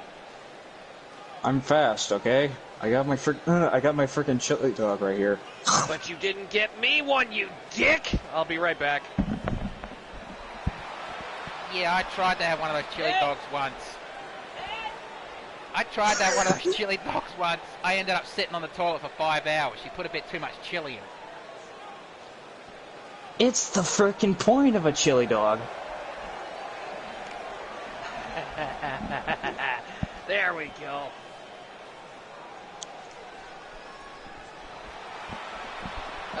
And her opponent. Triple banger with the works. Extra spicy. And her opponent from Rhyme City, she is Pokemon Girl. And it looks like tonight she's in a traditional Pikachu attire. I'm thinking that You were what? It pretty much says that she's back to her normal self either way. You know, Pokemon Girl has developed a mean streak ever since Kaze, one of her friends, trained her a little bit in her personal dojo.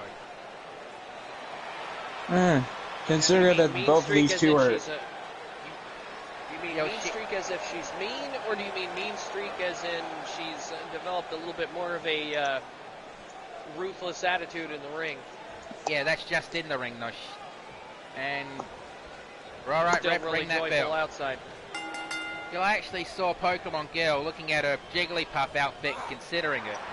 Considering it was that outfit that caused Cynical Flitter to stalk her in the first place. Well, it was either that or the frickin' Jigglypuff thing. Well, it's no secret that Flitter has an affinity for Jigglypuff. And Yeah. let's see how Livy does against Pokemon Girl. Yeah, Atomic drop. These two have clashed in the past, and last time they fought, La Livy was the one on top. I don't remember. I can't remember what pay-per-view that was. I think it was Prison Rules. Might have been. I can't remember either. I think it was the freaking one with the chamber matches, where the chamber match, if you won the chamber, then you would get a chance at the freaking world championship. Yeah, that was I think that was. Rules. Oh, it was. And Pokemon Girl slowly taking control here. And Pokemon Girl's already measuring a living. And she just threw the Master Ball. Is that going to be enough? 1, 2. Nope. La Livy got out of it. That's called through the Master Ball. I don't know what. She calls it a different name every week. I just wish she'd bloody make her mind up. I mean, last week she called it Gotta Catch 'Em All. Actually, kind of surprised she hasn't tried to adopt the spear and call it the Volt Tackle yet. Is it because she's a freaking Pikachu? Whoa, that was close.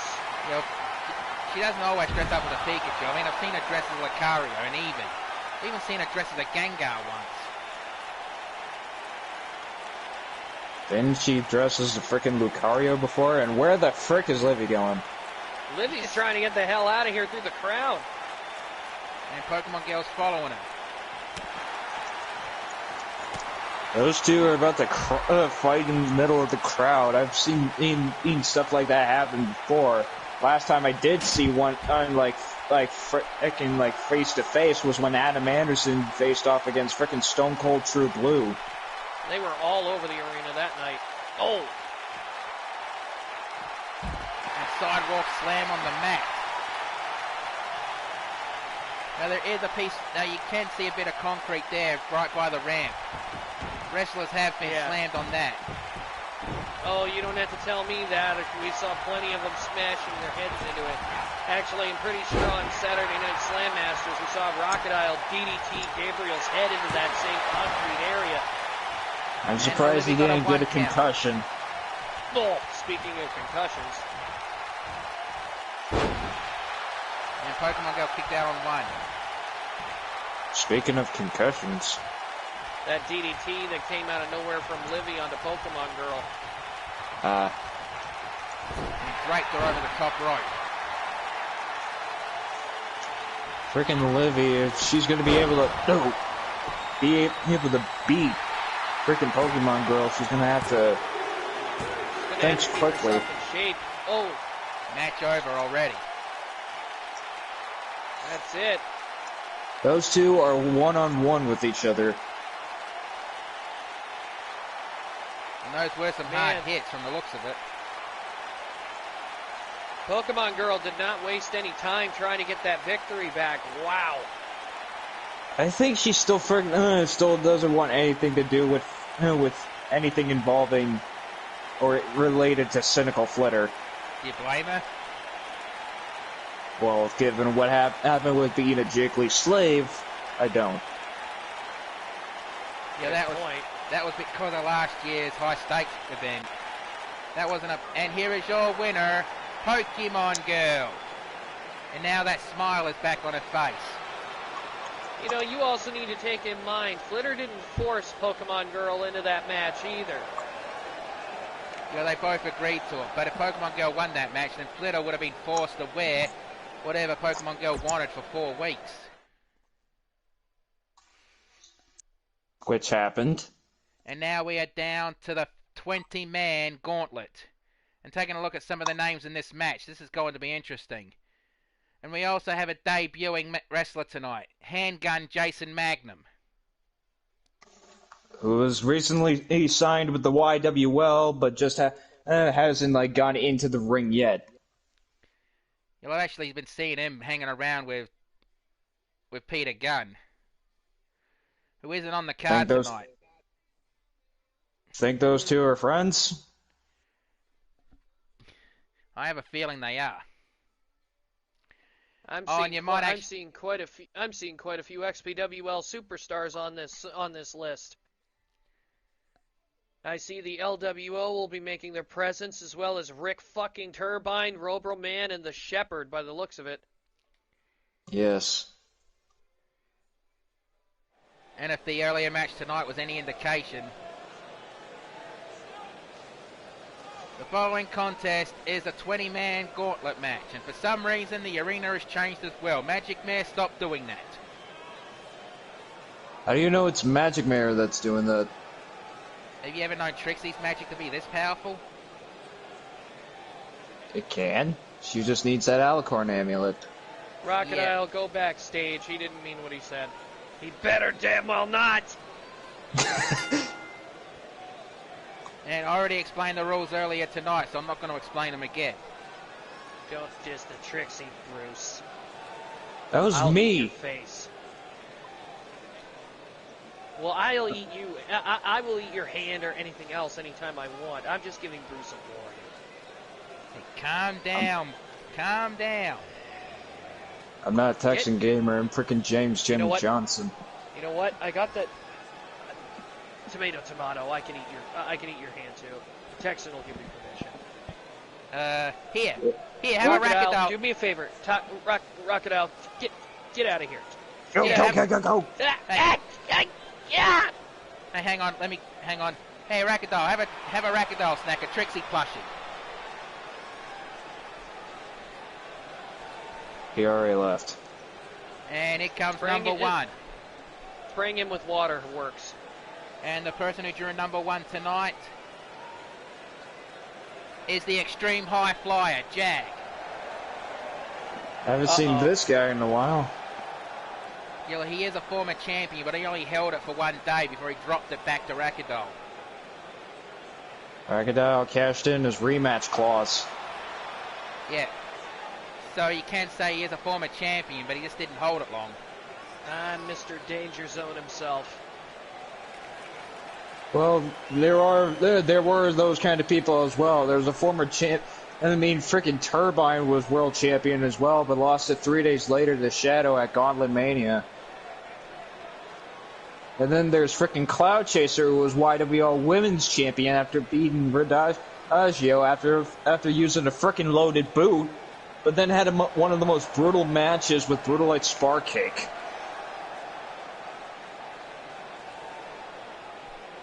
Yo, Jag is familiar with fly flying because he has flown an F-18 jet when he was in the Air Force. Fair point. Big difference between the top rope and a jet plane, though. True. About 50,000 feet. Well, he must have learned acrobatics after that. And the person who drew number 2.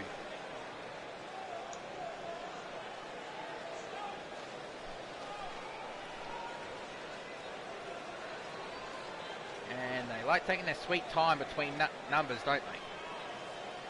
Oh, trust me, I know. Well, maybe they're still arguing backstage. If it's Turbine, we'll know it. He's the one that usually likes to complain about his number. Oh, what number does he want? Anything that doesn't involve 1 or 2, really. Okay, it's not Rick Turbine from the looks of it. Oh, it's the debuting Jason Magnum. Oh, this should be interesting. Jag is getting to take on the newcomer first. Allow me. And introducing the person who drew number 2 from Detroit, Michigan. He is the handgun, Jason Magnum.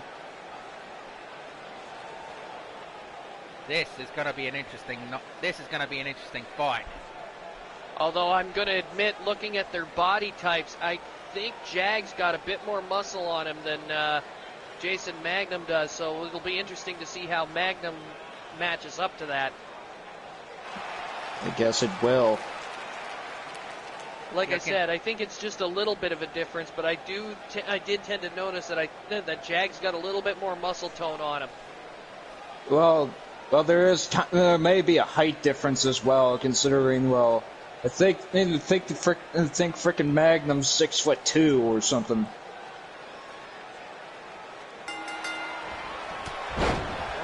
Oh, look at the size difference here. Height.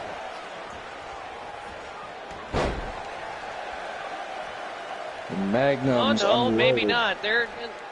Jag's got a little bit more muscle in his arms, but they're pretty built about the same stature. If anything, Jag just looks like he's been to the gym more. Well, he was he was in Air Force. I don't know how much they exercise there. And the first countdown. Who drew number 3? The Punisher. Oh boy. The man from Hell's Kitchen. Oh wow. From Hell's Kitchen? You know, New York City. Oh. I have no idea why they call that place Hell's Kitchen. It's kind of weird, but either way. And frickin' Punisher is going straight after Magnum. But then again, the newcomer's got a target on his back.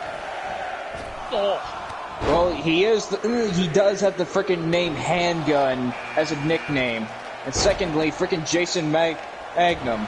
Doesn't that sound like a frickin' thug name to you? 4, Alcatraz. Good point. Well, Punisher might want to deal with him. Well, Alcatraz is actually a former rap star before he joined the CAW. Were you about to say WWE? Yeah. You know, he kind of looks familiar. I swear he might be related to somebody we know too. There's a superstar we used to have called Samba Shango. I think this guy is close relation to him because he looks similar to him. Very close. Oh, and speaking of fucking, there goes Jason Magnum already. First eliminated. And he got in. Oh, the fucking one has arrived. Rick fucking Turbine. Former YWL World Champion, former XPWL Tag Team International, and recently Cruiserweight Champion after he made his full-on return to the XPWL. And his partner Ryan Durham has won the YWL Intercontinental Championship, and those two have had history. Those two hate each other down to the bone. And the man who drew number 6 is Luke Hazard. One half of the radioactive tag team. And Rick Turbine just got eliminated. Well, that's a shame. At least he came out. Oh wow, Jag caught him with that super kick. Yeah. And Jag's on the verge of elimination from Luke Hazard. Luke Hazard actually worked in the power plant of the 3 Mile Islands. He wasn't there when the meltdown happened. Oh, and here comes the guy we hired to give Violence some go. Here comes the big Colossus. Oh jeez. This guy is fucking huge. And look at his physique. This guy will definitely look at the size of this mountain man. Yeah, so Violence will definitely get some competition out of this guy. Oh, I'm pretty sure if Violence is watching backstage, he's probably got his eyes pretty much set on this one. No kidding. Then again, look at the competition. He's also got in the XPWL right now. We have the returning Ryuji Sauta, who just made his recent return. Jag just got eliminated, and here comes Scarecrow.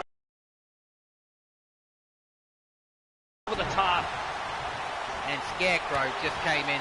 Well, I guess he replaced him.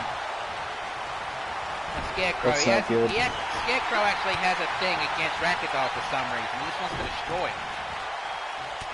That doesn't surprise me.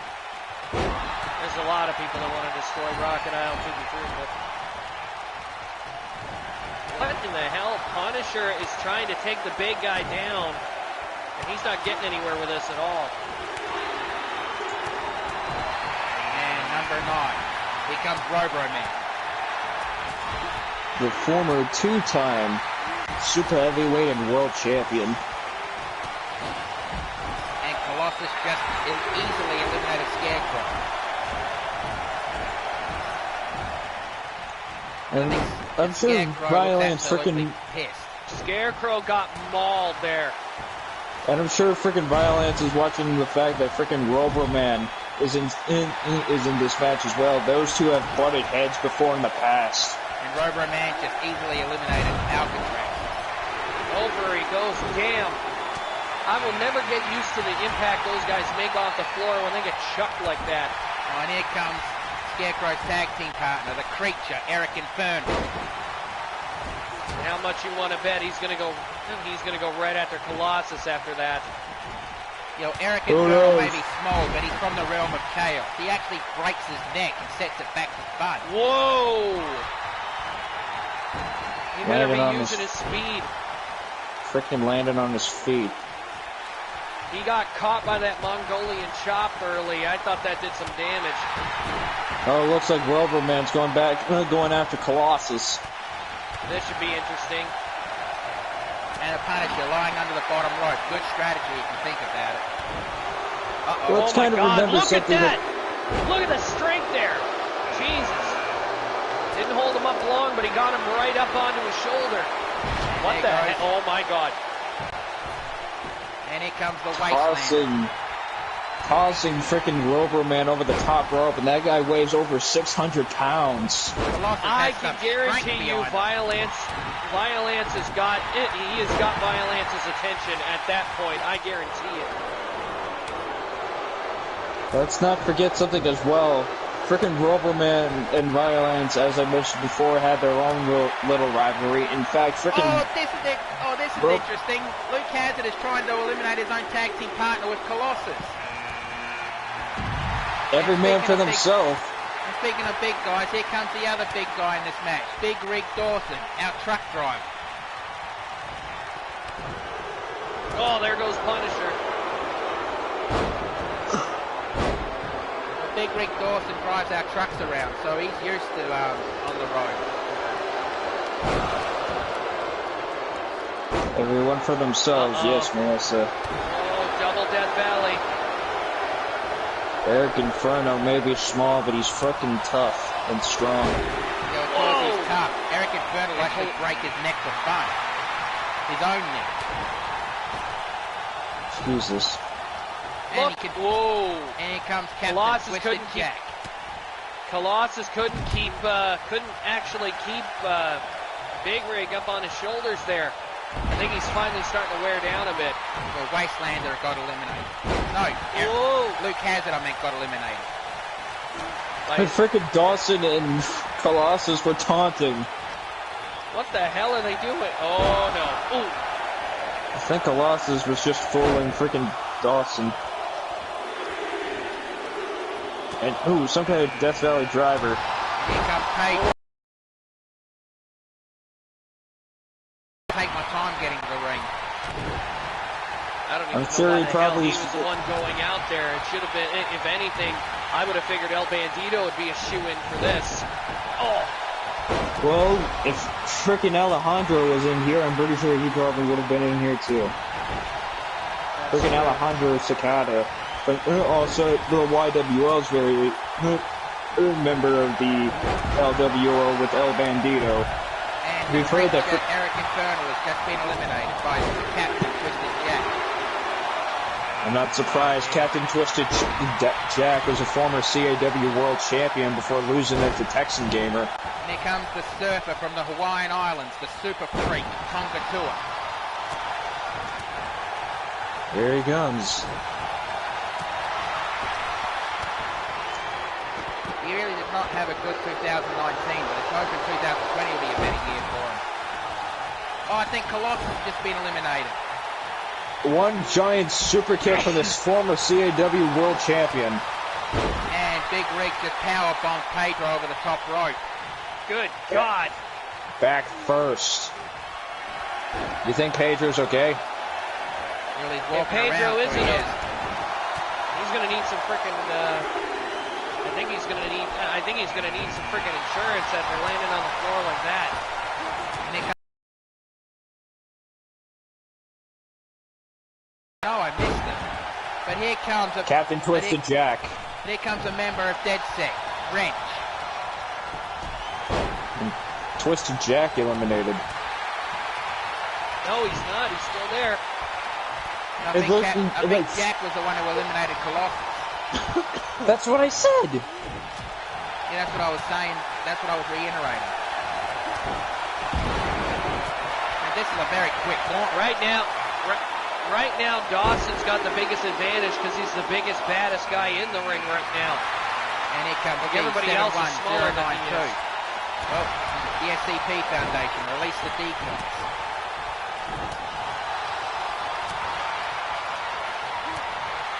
Whose idea was it to bring this guy here? Well, the SCP Foundation apparently approached the AW for this. I have no idea why. Maybe they think one of our titles is a potential SCP. Who knows? Who knows? And he's on. Oh, looks like D is just eliminated. Yep, he just eliminated the Wasteland. Damn, that didn't take him long. Well, I mean, frickin'. And here comes the former God of War, Kratos. Oh God, CAW better be wary about this guy. One of the most powerful video game characters in history. Well, Captain Twisted Jack just got eliminated. And Tonga is going to try to help Wrench eliminate the big guy, but it didn't work. Dawson's just too big. And that's normally good strategy, the old Andre the Giant strategy. Yeah. It looks like the God of War is about to be eliminated. That didn't take long. No, it looks like he's still in it. And here comes the Shepherd. Oh, this could be interesting. Power bomb on Wrench. Surprised he didn't powerbomb him outside the ring. I guess he was just trying to prove a point. Oh, that point's gonna cost him. Shepard's assessing the match to see who's the best person to go after here. And Wrench just eliminated the God of War, Kratos. And Kratos looks annoyed. I think I just heard him scream, "Boy, don't you say anything."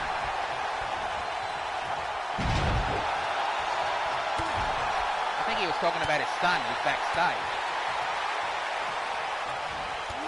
Possibly. Now we're down to one participant left. I can't remember who's on the list. So I guess your guess is as good as mine right now. Pretty much. And here comes the final entrant. I can't make any guesses here because I'm not sure myself. I think all of XPWL's participants have already been in this, so it's anybody's guess. It's the super athlete Ken Masters. Super athlete? Since when was Ken Masters a super athlete? That's what he prefers to call himself here. But look at the size difference between him and bloody Big Rig. And Big Rig ran him over. An 18-wheeler versus a martial artist. Who do you think's going to win that one? The truck? More than likely, especially if the truck is coming at him at 100 miles an hour. But one of these 6 men in the ring right now is going to earn a championship match against any title they want.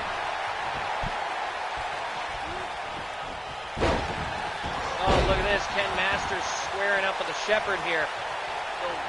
And then goes out to Dawson. But no, it looks like Shepherd's gone right after D. That'd be an interesting rivalry to see. Although you have a don't think catches every person for themselves. So. I don't think you want to be on the radar of the SCP Foundation. Uh-oh.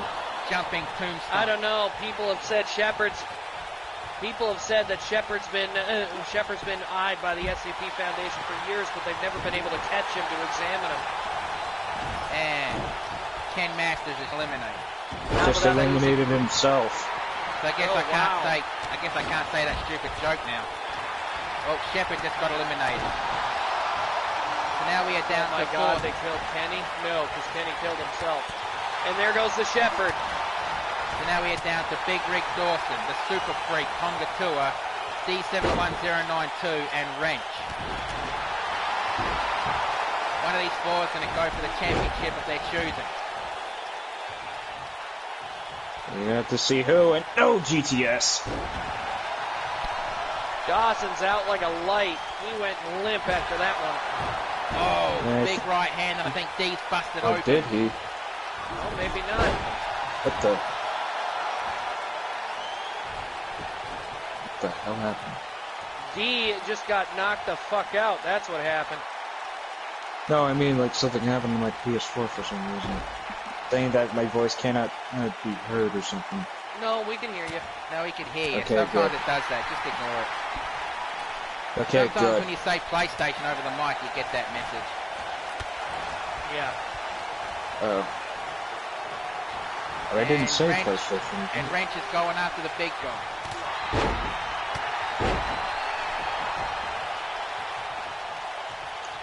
Oh, looks like Tonga's going to try to roll under the bottom rope, but Big Rig said no way. He's going back after the guy. Oh, And now Tonga's going to try to eliminate Dawson. Whoever's going to win this one is anyone's guess right now. They're really taking each other to hell. how about you want to bet either D-Class or frickin' Dawson's gonna win this? Well, it's still anybody's ball game. For all we know, Dawson and the D-Class, they could rush in and eliminate themselves.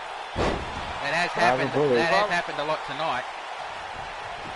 I mean, look at Ken. He came in with all the momentum in the world, and he still couldn't get the job done. He flew over that top rope.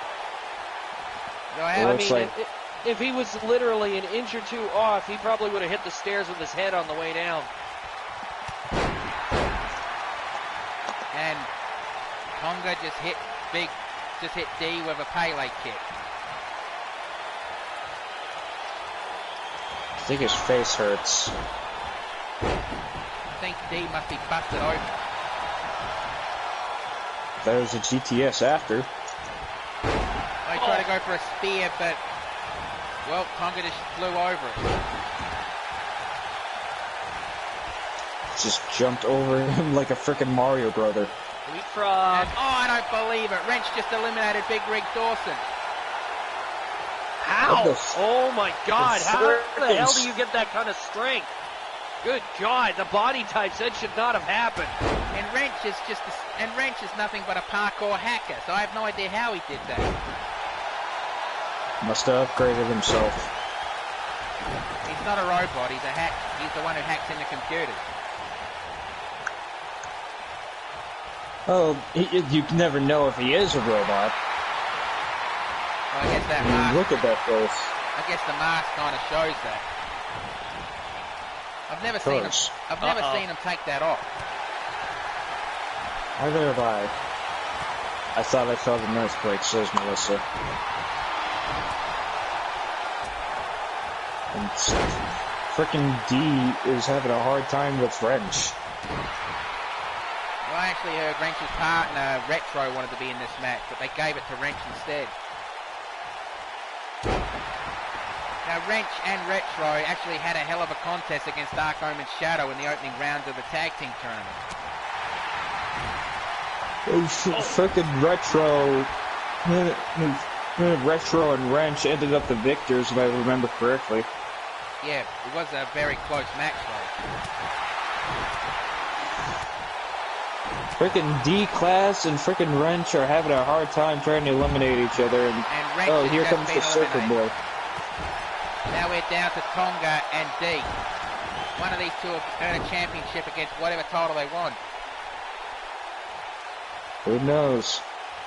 Tonga. I think they just both noticed in the final two. Well, I think D-Class knew.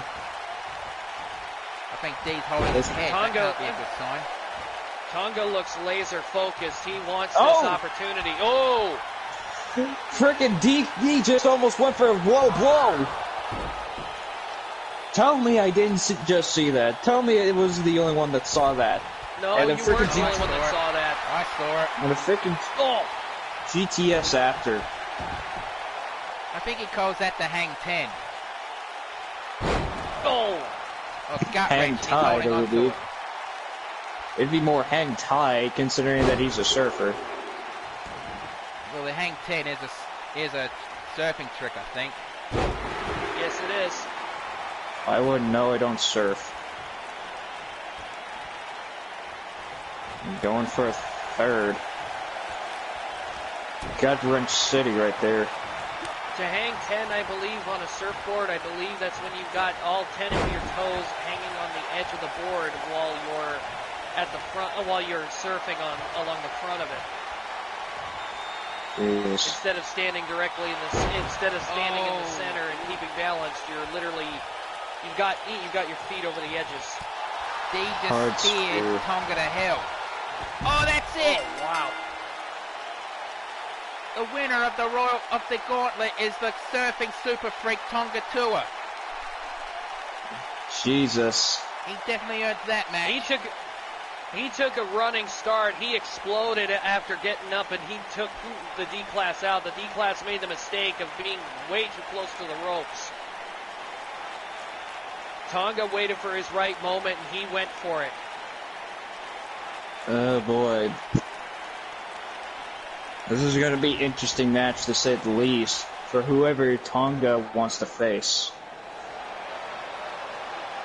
And he definitely looks winded. Oh, wouldn't you? I'm surprised his face paint hasn't peeled off. Not too many people were going for his face, admittedly.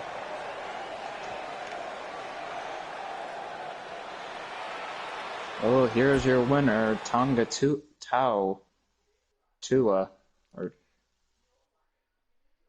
Yeah, if I've not been pronouncing it right, I've got it wrong. But this is going to be an interesting match here. I guess CAW decided to put these two in a match because, well, part of Flatter Shout's logo was butterflies. I don't know. Interesting reason for a rivalry, but okay. I don't think it's a rivalry. It was just a thrown together match at the last minute. Yeah. And both of these two were in the women's gauntlet earlier. And one of them's the YWL Women's Champion.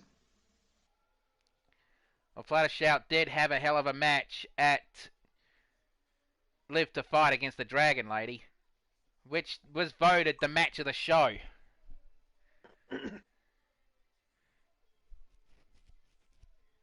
You know what's kind of sad, though, is the fact that frickin' Fluttershout, while she did, we had two frickin' Ring of Hell winners back at Ride to Hell. Fluttershout was one of them.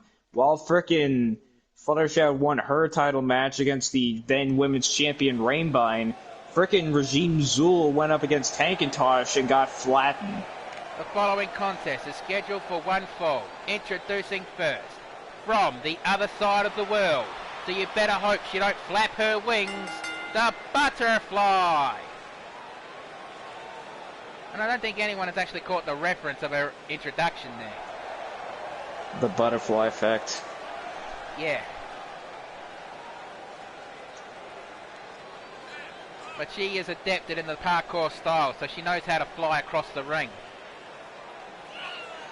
Oh, that should be interesting, because I know for a factor that Fluttershout's style is a lot more in your face, with Cynical Flitter actually helping train her, especially for her very first XPWL women's title reign, which I know she won from Flitter to begin with. Back at frickin' Thanksgiving of Pain, Her where very she first defended reign. it. And she defended it on the same night because frickin' Flint ended up cashed in cashing her Grab for Glory contract, yeah. Well, you want to take this one, Mark? Sure, why not? Her opponent from Equestria. She represents the elements of insanity. She is the Queen of Scream. Fluttershout! The current YWL Women's Champion and a former Iron Women's Champion as well. She's held 2 of the 3 titles so far in the YWL. All she really needs to do is hold on to the YWL Women's Tag Team titles and maybe soon the Women's Television Championship back in YWL, which will be announced at our next pay-per-view, TakeOver Canterlot. We're still trying to find a locale for our pay-per-view for this month, to be honest. Well, the thing is, I would have catered to Equestria, but apparently Celestia told me that she's only capable of having one major wrestling show in Equestria during the month. So YWL took that spot up. So I'm kind of screwed here. Well, there are other alternate realities. I mean, you might not be able to have it in Equestria, but what about Canterlot High? You could always hold it there. Yeah, but that would be in a school gymnasium, and we've got big arena stuff. I don't think the gymnasium would be big enough for it. Fair enough. Hang on, BRB. We'll figure it out. Well, Fluttershout is going at this match aggressively. It doesn't surprise me. People seem to think that because she's still that sweet and innocent Fluttershy, that she's still a pushover, and Fluttershout has proven time and time again that's not the case. You get in the ring with her, she will hurt you. You just ask the Dragon Lady, she'll tell you.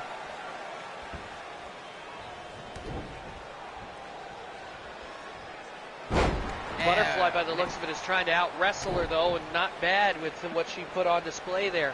Fluttershout's a little surprised. I just noticed that Fluttershout's wearing different gear than she wore in the gauntlet. She must have changed her gear during the show. Well, more than likely.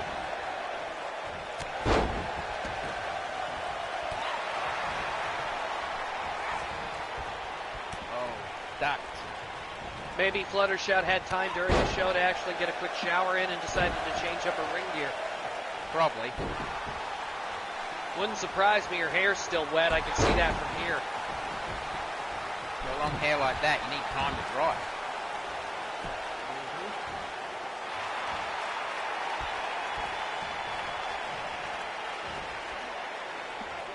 Butterfly is still taking it aggressively to Fluttershout. I would figure the strategy with these two, Fluttershout has to figure out a place to land the lawn dart. If she hits that, Butterfly is not going to be able to get up from it, because I've seen plenty of people take the lawn dart and not get up for 3. Oh my God! Maybe the Butterfly should stay away from the ropes until close to the end of the match. Possible. Well, it succeeded for her that time. And how the hell is Fluttershout's hat still on her head? Is she wearing some kind of a glue on her hat? No, not that I know of, but Fluttershout has this inept ability to keep her hat on her head. I've never ever seen any other of her cohorts be able to do that, but Shouty can't. I think the only other person I've seen wearing a hat is Rarified. Yeah, but even then, in some situations, she'll take it off for matches. Fluttershout's the only freak I know that refuses to take her hat off. Oh! Nice underhook powerbomb, though. Couldn't put it her way, though. And a gut wrench.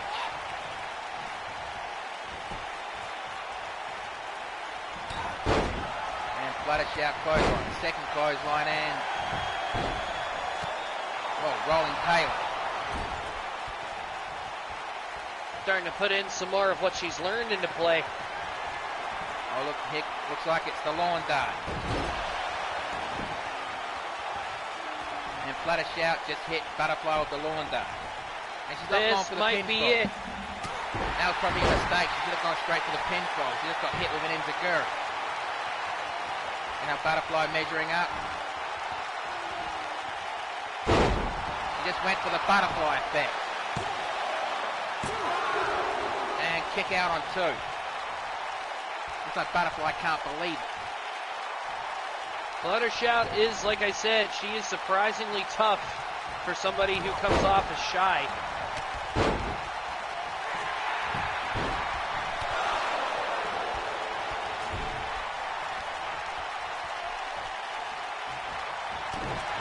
And these two are taking each other's best moves.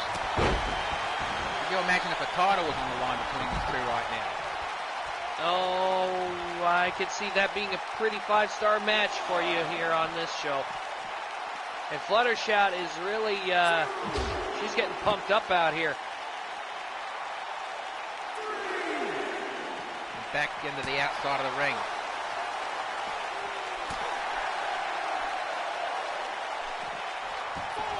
I think it's the longest a Butterfly's been in a match that wasn't an elimination match.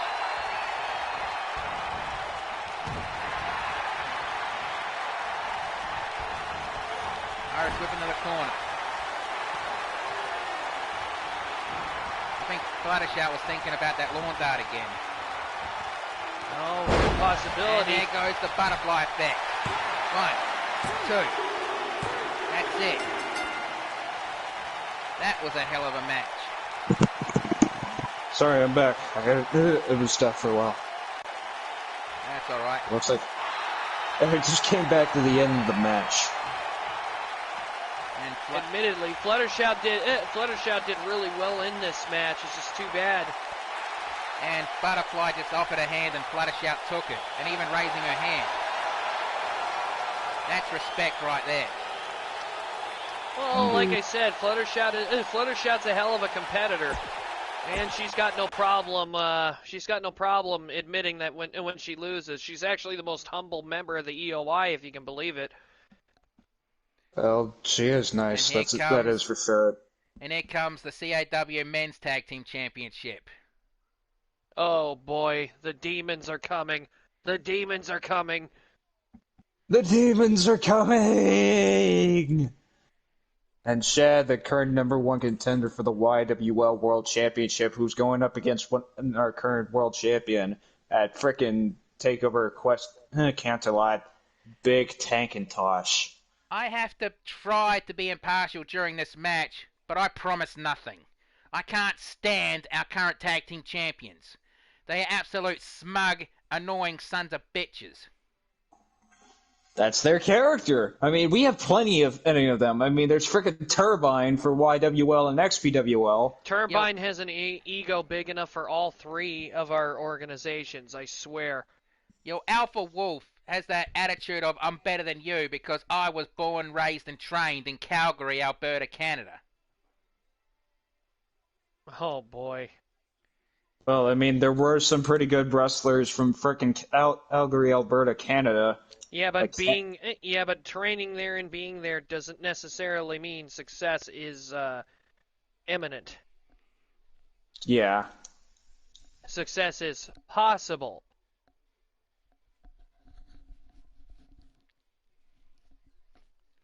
I guess he just looked at those two Canadian wrestlers and thought, hey, if they're from the same place that you are, that means you're better.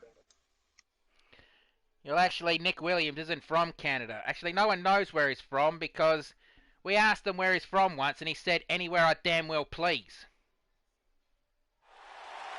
Anywhere he fucking wants to be.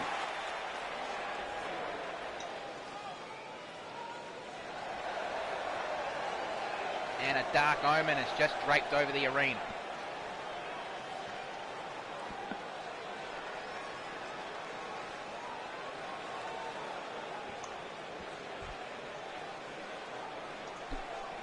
I would say that this entrance doesn't give me the creeps, so that would be a downright lie. We've seen enough creepy shit, haven't we? Between all 3 of our shows, no kidding. Yes, and I'm sure Mark knows a thing or two about creepy shit. Are you kidding? XWL is the home of the freakazoids and the crazies, the full-blown wackaloons. You guys are the ones crazy enough to give them contracts here. Don't remind me. Well, here come the number one contenders. And the challengers, I meant to say. I hate to say this, Bruce, but I think this will probably be the last match I'll be able to call with you for the night, to be honest with you. Oh, really? Yeah, there is two more matches after. There is two more matches after this one. But if you can't stay for the rest of the show, that's fine. Unfortunately, I would love to, but I think because of, first of all, because of time constraints and the fact that I have to keep my volume down, I won't be able to. All right, fair enough. Yeah. Unfortunately for us, it's about 10 o'clock here. Almost 9 o'clock here. Because I'm a hillbilly. Freaking like... You're not a hillbilly. You're Jim, you are far from a hillbilly. That fucking Armani suit you're wearing does not fucking say hillbilly. I'm wearing this suit because I have to. We never said you had to wear that here. I mean, look at me. I'm wearing bloody track pants and a t-shirt. See, this is so much easier when professional wrestling companies have a dress code. Your CAW doesn't have a dress code for the announcers. Yeah, I know. That's why I'm out here in my underwear. Oh, that explains it. I'm kidding. I'm wearing shorts. It's bloody hot here in Australia. Actually, it's nearly winter time in Australia right now. Dude, I just came from California, alright? I'm not in the mood to argue about heat and cold. Right now, it is a lot warmer here than it was there. And just deal with it. I wish the weather was hot here right now. I hate the cold more than anything. Nevertheless, these two demons are looking to get gold. And here both of them ending up losing their respective XPWL gold, looking to capture a tag team championship to make up for it. You know what's interesting about these tag teams? They practically have held the same titles before. Well, if they'll be able to, but let's look at the facts right here. Both Crocodile and Shadow have held the XPWL tag team titles. They've both held the World Championship, and they both held the YWL World Championship. And Internet Championship when it was still around. It's like a dark creature and a dark reflection. Mm-hmm. Right here we have a snobby wolf and a snobby arsehole with a bad attitude. The only difference is I don't think frickin' Crocodile has held the International Championship before, even though they've said that he's a Grand Slam. I'm trying to look into that, to be honest with you. To be perfectly honest, if that's the case and we can't have and we don't have a confirmation, Crocodile's already said now that he's free of the super heavyweight title, he's thinking about going for the international title to solidify his Grand Slam status. Yeah, I figured as much. Is he still planning to hold? Is he still planning to hold all the main titles from each show at the same time? He said he has tried to make a proclamation that by the end of the year he will hold CAW's, YWL's, and XPWL's world titles simultaneously. Introducing first the challengers. From Equestria and the Realm of Shadows, respectively. They are the Demon of Dark Omen, Crocodile, and the Inverted Shadow, Dark Omen's Shadows. And their opponents. First, from the wrestling capital of the world, Calgary, Alberta, Canada, Alpha Wolf. And from wherever he damn well pleases, Bad Attitude Nick Williams. Together, they are known as the Bad Wolves. Do those two even get along? Oh, shit! They get along better than you think. I mean, when they got thrown together as a tag team, they were reprehensive at first, but they worked well together. Obviously, they worked well together. So we've got two demons against two wolves. Well, a guy with a bad attitude and a wolf. The tag team name is the Bad Wolves. Like I said, we've got two demons against the Wolves. And it looks like Alpha Wolf and Rackadoll is going to start for their teams. Oh, looks like they gave themselves a high Throw for Alpha Wolf's head. That was a really hard closing. Very hard. Rocketal has a habit for running people over with his lariats. Have to pick that up. I mean, you got to think about. He had to temper a clothesline. He wanted to hit Violence with as much intensity as Violence can hit anybody else. Rocketal personally trained his clothesline to work on Violence. That's why it's so brutal. Maybe that's why Alpha Wolf tagged himself out straight away. Yeah, I think he might have gotten a taste of that and was thinking, nuh-uh. Well, wouldn't you? A lot of people have hit that gotten hit by that clothesline before. No! Gut wrench, power bomb. Oh! And Irish whip. That was quick. Oh, he ran the ref down with that. Oh, God. There must be a secret underground cloning facility for referees with the amount we go through.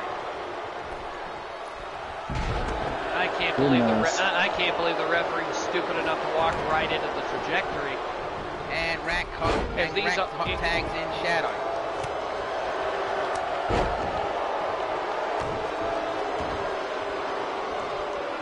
It was almost ran down immediately by Alpha. Oh, that fucking smug look on Alpha Wolf right now.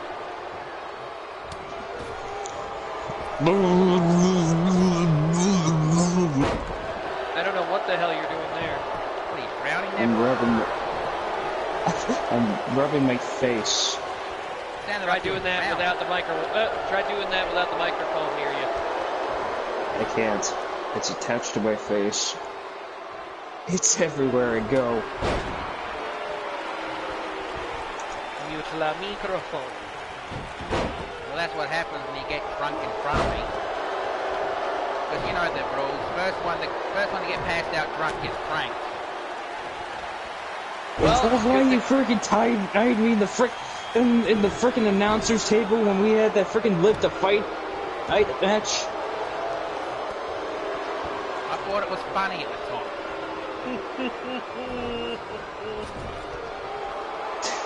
I need to come visit these broadcasts more often. Oh, here comes the stomping stampede. I had to tear my fucking clothes off, my pants to be exact, just to get out of that. Hey, we sent your replacement money and clothes for that. Too bad the only thing we had in stock was that pretty little dress. Oh, Jim, I feel so sorry for you. And going for the pinfall, and I think Rack just attacked the ref to stop the count. That doesn't surprise me. Everybody else in the XPWL does. Looked like Shadow was going for a hot tag, but he went to the wrong corner. I don't think he was trying to go for a hot tag. I think he was just trying to figure out a way to get up. I think trying to get to the corner, yeah. I think Nick Williams was trying to scrape the paint off Shad's face. Oh, God, Williams, don't do this. Williams, don't do this. You've got your entire career out of you. Oh, you stupid kid. The fucking guy just sent him over the top rope with a suplex on the floor. Well, that's not us. That's not us at the announce table. That's the Spanish announce team. Now, you think I'm crazy enough to be that close to the wrestlers when they're fighting? What the hell is Bastardo Maracho doing at that commentary table? I guess he wanted to see frickin' Pedro win. Well, he's too wasted to be out here. I mean, I saw him take a swing at a fan earlier. And Alpha Wolf just Irish whipped Shadow back into the ring. That would be a good idea. And back rake. Back into his corner. Oh. Jesus, that's gotta hurt. Looks like, yep, the Bad Wolves are gone for their finisher. They're gone for the pinfall. Fucking hell, Rack man. breaks it up straight away. But ends up eating a left because of it. Oh my God. And looks like Alpha was going to go for his choke slam backbreaker, but got reversed out of it. Oh. 1 count after a spear.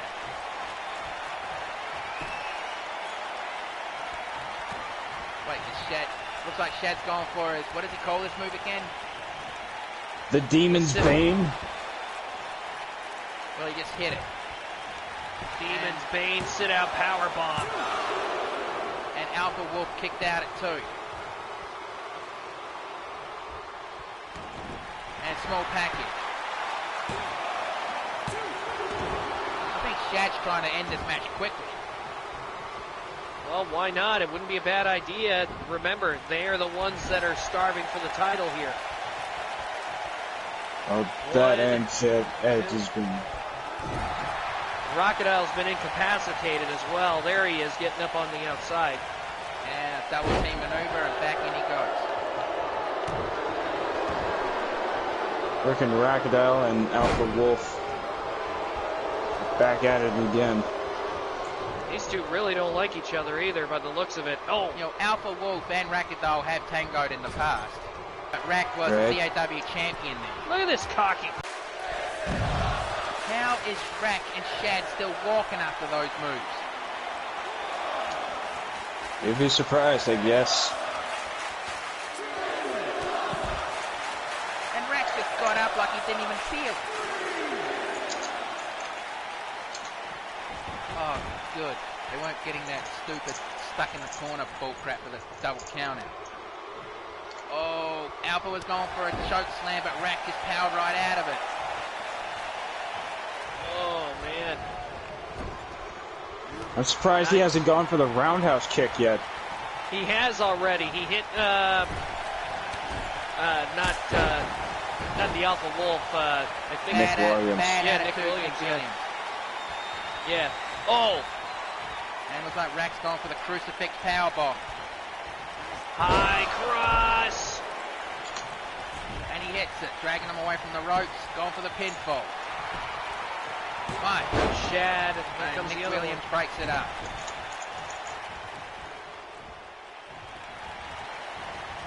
And I think the crowd chanted, "This is awesome," and fight forever. These two, oh, I don't think God, either one of that cocky bastard. neither one of these teams want to end this.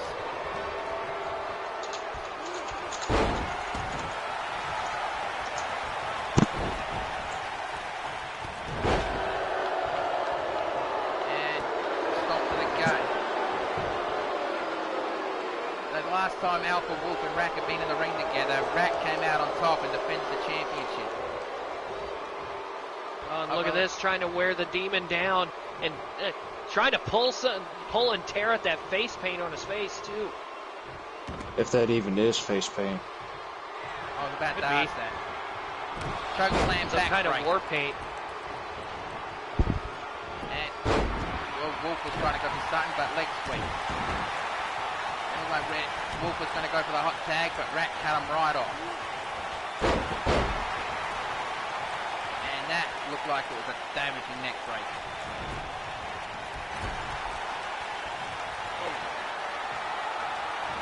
Oh, looks like they're going for their finishing move. Oh, not exactly sure what they call this combination, but the buckle bomb and the enziguri. And A Williams buckle breaks bomb up with the a kick count. to the back of the head. And Williams breaks up the count. They are never going to get this match done with as long as he keeps interrupting. Oh, you never know. I guarantee you, Shad and Crocodile had the pin here.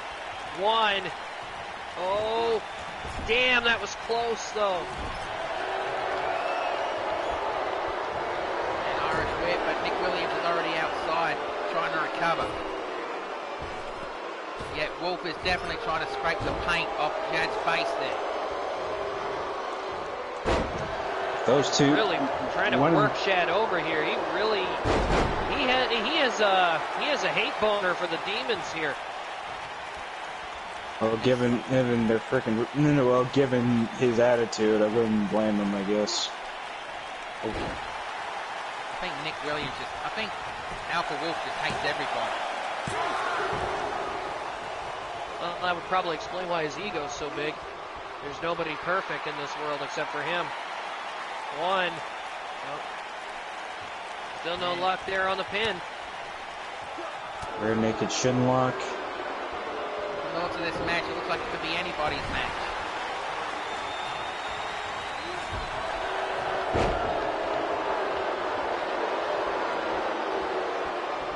From the looks of Rack, he wants back in the ring bad.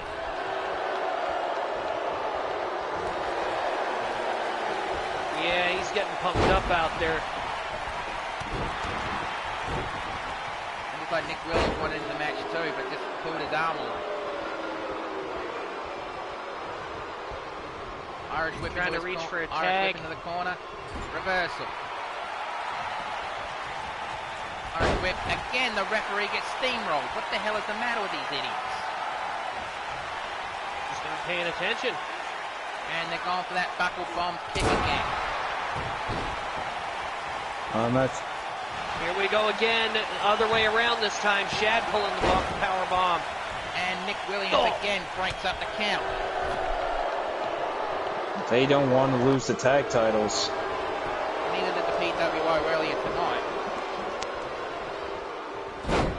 Uh-oh. Oh no, maybe not. When the only championship that didn't change hands tonight was the International Women's Championship. Hangman's DDT by Nick Williams. And, whoa. Looks like this Shad's might been be taken over. out of the picture. This might be it. No, Shad just pulled Williams off the ring. Count interrupted, not even a 1 count.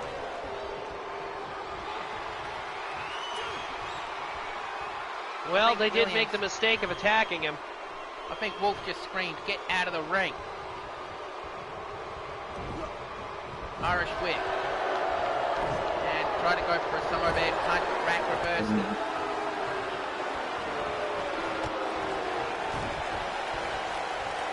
This has actually been a pretty decent match so far. It has been. These two just killing each other. And looks like they're going for that buckle bomb kick again. Oh!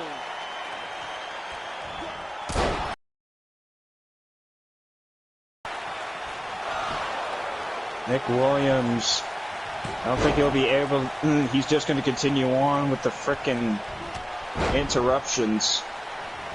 Probably not now. Rack just leg sweeped him. Short arm clothesline. It looks like Alpha Wolf is measuring up inverted shadow. Is he going for the is he going for some kind of... And Alpha Wolf's now bleeding. And spine buster followed by the pinfall. 1, 2, 3, that's it. We got new tag champs! And Rack just gave Rack just gave Nick Williams a single-legged DDT because he wanted to. Considering how many times Nick was interrupting the pinfall, I'd say it was well-deserved. We got new CAW Tag Team Champions for the men division. And the women's division. Oh. That was definitely a well-earned victory for these two. And here are your winners and the new CAW Tag Team Champions. The Dark Omen Shadow. What a match. Well, they definitely earned those tag team titles. You've got to say that. Oh, I'm not denying it. And again, despite the factor that they lost their gold in XPWL, it didn't take them long to get a new one to replace it. Will Shad be able to get the YWO World Championship back at TakeOver Cantalot? Well, I guess we'll have to wait and see. Not to mention what's going to happen at XPWL's April pay-per-view. And now we come to the semi-main event for the CAW Women's Championship. We have the leader of the PWO, Sunset Shimmer, and you notice on the screen there, Trixie and Starlight are not at ringside. Are not going to be with her because they've both been banned from ringside. And the Considering what champion, those two can pull off. yeah, and our damn near unstoppable champion, the Dragon Lady. Well, the PWO have been on a rampage lately as well. You're considering they lost their tag team championships earlier. That's true. Anyway, Bruce, thank you very much for allowing me to come down for your broadcast. I really appreciated being here. Do you mind if we plug the show before I take off? Go ahead. Ladies and gentlemen, here on the stream that are watching right now, if you're interested and you want to catch up on some XPWL action, just to let you know, tomorrow night is XPWL Queens of War, so tune in and see the lovely ladies of XPWL, and I will see you there. Thank you all very much for having me, and I'm very appreciative for Bruce Northaway inviting me here. Hey, no worries. And looking forward to working with you another time. We'll see what we can do. Well, see you later. Thank you very much for having me, and see you later, guys. Yeah. The following contest is scheduled for one fall, and it is for the CAW Women's Heavyweight Championship. Introducing first. Don't announce their names yet. I'm not making that mistake again. But the leader of the PWO, she looks ready to go, and she is a former champion. In fact, it was the Dragon. Lost it. Yeah, she lost it to the Dragon Lady, but that was a triple threat two falls match. And the third woman in that match was Cynical Flitter. Indeed. And I think CAW wanted to have a triple threat two falls match here, but they realised save those for the pay-per-views. Because wrestlers have been injured during those matches. Of course. Maybe that's why YWL doesn't do them. At all. And honestly, I don't blame them. And here comes the champion. And it looks like she's draped in gold tonight. The Golden Dragon Lady. Kind of fitting, I guess. You know, she normally wears red or green, but it looks like she busts out this golden attire for big matches. I guess so, or maybe it's just for whenever she wins titles. I mean, that is a championship she's carrying on her around her waist. Well, she is a former hardcore champion. And she is technically the tag team titles away from becoming a Grand Slam, but she doesn't have a tag team partner, so I guess she doesn't care about the tag titles. Don't you mean like Triple Crown? Because Grand Slam are 4 championships. Yeah, we've only got 3 titles here. Oh, I really hate this part. I really hate this part the Dragon Lady does, because I swear she's going to set something on fire.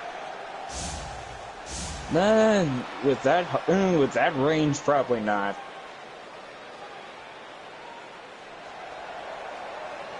And it's that reason why Magic Mare will not fight this lady again. She'll do it anyway. No, she actually requested never to fight the Dragon Lady again.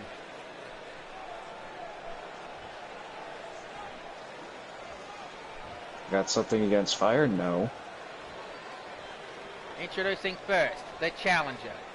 Formerly from Ponyville, now making her home in Canterlot High. The leader of the PWO, Sunset Shimmer. And her opponent from Yamaguchi, Japan, sorry. She is the reigning CAW Women's Champion, the Dragon Lady. Are you about to say XPWL? I guess. But I almost misspoke where she's from. She's from Yamaguchi, Japan. Kaze's from Tokyo, Japan. We have another wrestler from the YWL named Mei Lin from Iota, Japan. Or Oita, Japan. I can't remember. Well, Sunset is ready. The Dragon Lady is ready. All right, ref, ring that bell. Let's do this. Let's. Oh, and Sunset starts this with a spear.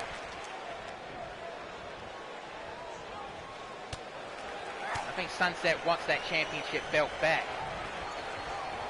More than anything. And suplex pinfall already. And I think both of these women are going at this aggressively.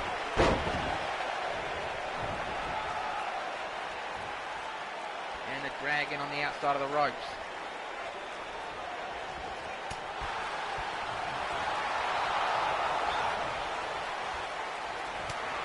Forearm. Still there, Jim, or did your mic break? I'm still there, I'm still there. Sorry, I thought your microphone broke then. No, I'm just tired. Because if your mic broke, YWL's going to have to replace that. Dragon That'll Lady be fun. and Dragon Lady just hit Sunset with the hip attack. Using her own ass as a weapon. But I think she wants us to rename that. I think she wants us to rename that move the tail swing because we're no dragon tail. I honestly don't think that's a fitting name, to be honest. I don't know. I mean, better than what I can think of, I guess. Ooh. Yeah, I think Melissa is just offering you some coffee. I'm going for the pinfall. 1, 2, kick out. And Sunset looks a little annoyed. But this match is too early to end this quickly. Elbow drop. Kipper.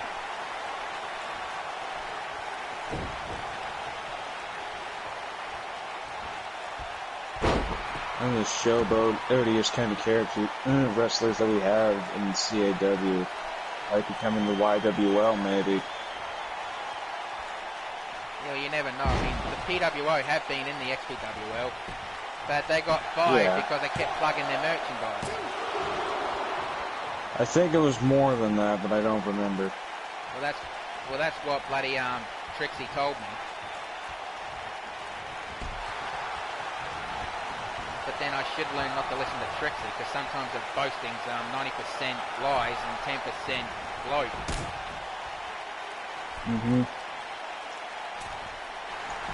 Oh, Starlight tried to go for a top rope move, but Dragon Lady just stepped aside. And, oh, there goes, protecting the horde, but she was too close to the ropes.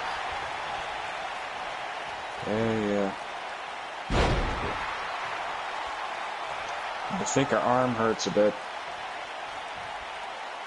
Yeah, I think Dragon Lady back in Japan actually broke another woman's arm with that move. And she just told Shimmer to kiss her ass. Oh, and a helo jump.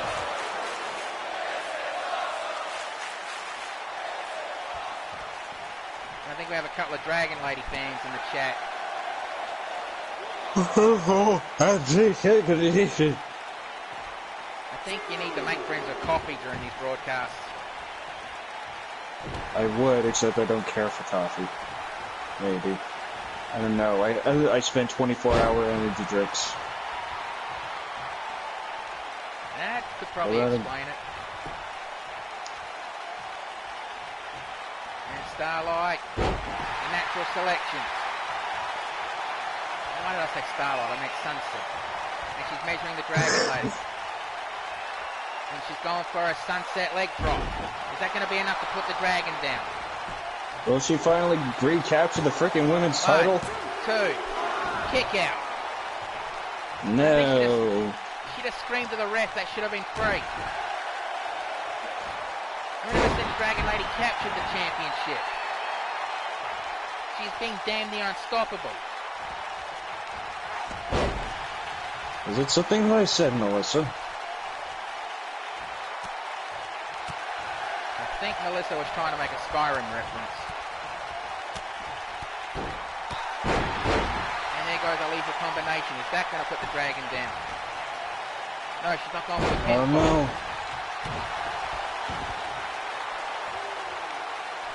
And Not elbow shot to the guts. And the Dragon Lady just hit the Michinoku driver. Is this over? Oh, clothesline. Second clothesline. Duck and super kick. Dragon Lady not fooling around. Oh, Sunset with a kick to the gut. A second kick to the gut and, well, running neck breaker. And dragging her away from the ropes. Dragging her away from the ropes. God damn it, I keep and going for the pinfall. 1, 2, kick out. Shimmer's still in this. So that was the Dragon Lady that was in the pinfall. I can't see right now. I'm having technical difficulties. The monitor must be busted. Gonna have to find budget to fix those fuckers. Maybe. And Starlight is now measuring the Dragon Lady. Well, she hit it again. She's going for it, and yep, Sunset leg drop.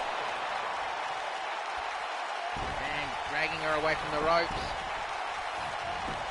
And going for the pinfall.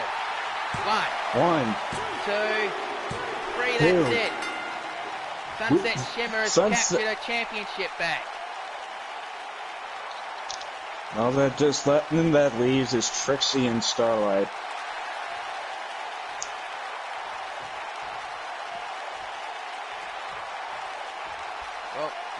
Well, Sunset's offering the hand to the Dragon Lady, and she's taking it.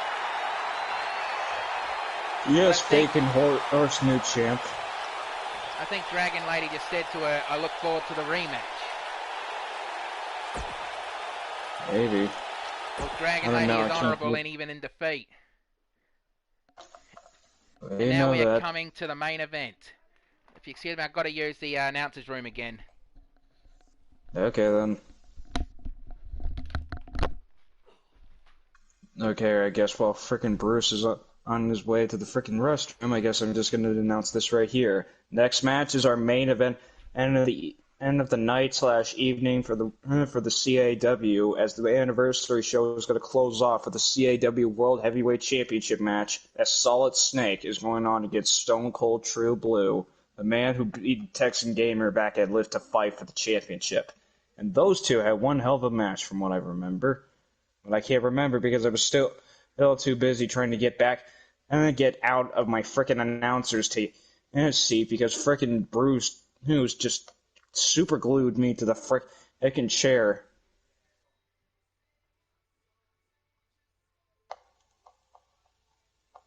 Then again, I did win that frickin' blackout thing.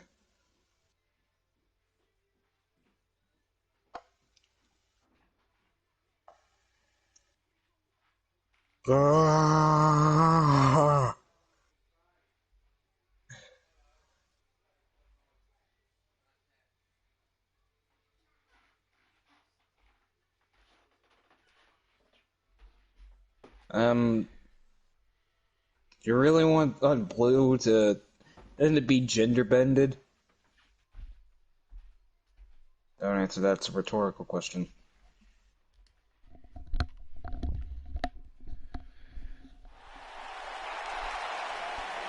And welcome back, Bruce.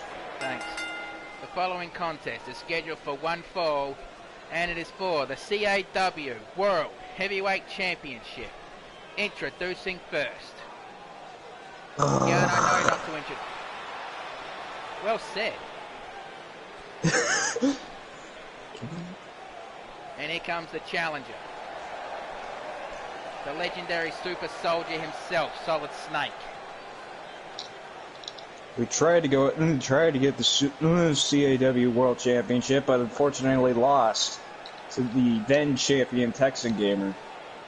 Yeah, well, he won an 8-way elimination Ring of Hell match to get this championship opportunity. Now, he did offer Texan Gamer into this match to make it a triple threat match, but Texan Gamer knocked it back, said he's going to cash in his rematch some other time. Yeah. I think Now he's he's just worried. I think he's worried about Snake, but then a lot of people would be, if you believe the stories of what this guy's gone through.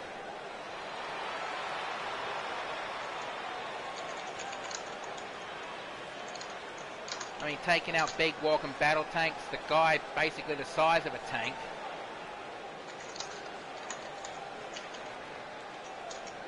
That's if you believe the stories. I mean, this guy's would have gone through hell and back with those stories if you believe them. Well, it's frickin' Solid Snake, so he has taken a lot of Metal Gears out before, and he's also killed his boss, who was actually his father. Yes. This guy is practically one of the most dangerous sons of bitches. No kidding. And here comes the champion. And again with that custom championship belt. Oh, that's an interesting title design. You know, last week, not last week, 'cause there wasn't a show last week, but the week before he said he has a surprise and he came out with that belt. Looks like it's a reference to Stone Cold Smoking Skull Championship. I think that's what he was going for. The CAW management have said that only he can wield that championship. If Snake wins the championship belt, he'll get given the old belt back. Oh, whichever championship works, I guess. This is his thing, I guess.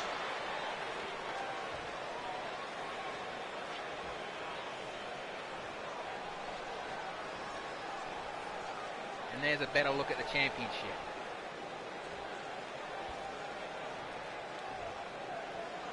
I reckon he's probably gonna add that for whenever he... The challenger, now making his home in Alaska. He is the legendary super soldier, Solid Snake.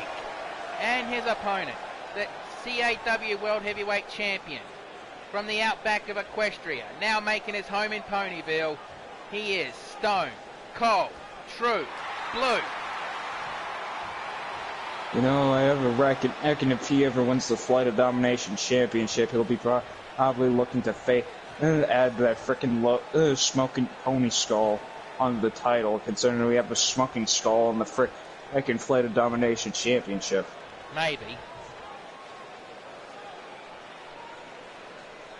But that must have cost Blue a lot of money. I don't think Dusty would have been happy about that. Oh, I would imagine, I guess.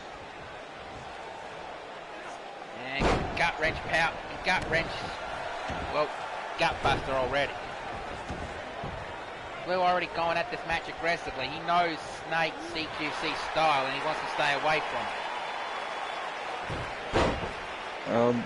Snake also again has came close to winning the CAW World Championship last time when during that mixed match tournament thing when Texan Gamer and El Bandito were in that match. Texan Gamer barely made it out of that made it out of that alive, as some people would say. He took a beating in that match. I think he got busted open. Yeah, I think he did. Roundhouse kick to the gut and Blue returns the favor on that.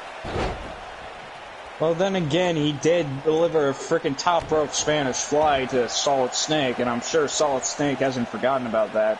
Maybe, who knows, maybe Solid Snake might actually challenge Texan Gamer for the CAW when he wins the CAW Championship. Who knows? But I guess that will have to be saved for the next CAW pay-per-view. And God only knows when that's going to be. Yep. Short arm clothesline. That was a hell of a stomp on the arm of Snake.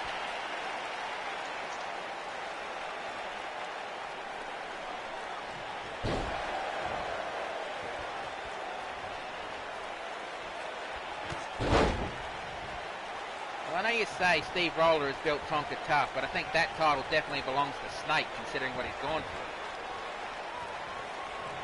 Considering, yeah.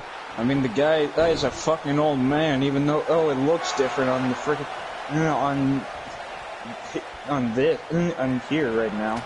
And there was a revolutionary knee. And there goes the CQC combination of men. And Blue kicked right out of it. Snake looks frustrated. Anyway, what is Snake doing here? Oh, he just went for the roundhouse. That's gotta hurt. Normally he follows up that combination with the silent takedown. 1, 2, and kick out. Yeah, the silent takedown's like a sleeper hold. He made Nick Williams pass out very quickly to that move once. And, yeah. Blue with the raining thunder from down under. And now he's measuring Snake up. Is he going to hit him with the Stone Cold Stunner? Yeah, he did. And he's got to be out. And dragging Snake away from the ropes, going for the pinfall. 1, 2, kick it. Solid Snake is not done. And Blue was just looking around like, did he really just do that? He didn't scream at the ref, he just looked around like, did that really just happen? I wouldn't blame him. I'm surprised he hasn't gone for the middle finger elbow drop yet. Well, he might soon enough. Oh, Blue's gone for the ropes. He normally does not go to the top rope very often. And that's the reason why. He's trying to do a frickin' moonsault. I think he was trying to go for a backflip Goomba stomp. And I need a lower back. And Irish whip into the corner.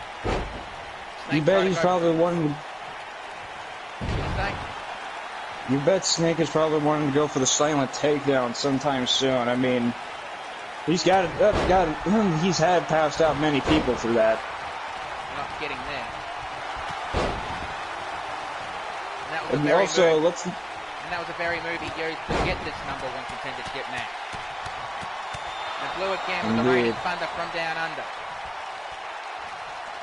I swear, Blue is freaking almost unstoppable with that thing. Almost. I guess that's why XCWL doesn't allow him to do that. YWL, we started kind of thinking about it, but we have seen some people. He's got to be out. And going for the pinfall. 1, 2. Oh, kick out again. And Blue's complaining to the ref. Close. No, he did Well, not. it shouldn't be. The Bootios. Snake doesn't touch that stuff. Bootios, they ain't sure. They make sure you ain't booed. I wonder if we'll get a bloody payment for that. I doubt that. And Snake going for that chin lock again. I don't think he's going to make Blue submit. In fact, I don't think I've ever seen Blue submit to anything. Kick to the back. Probably hasn't.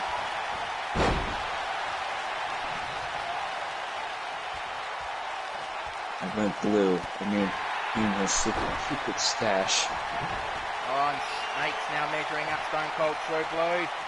And the silent takedown. Can Blue fight it off, or will he pass out? Uh-oh. Oh my God, I don't believe it.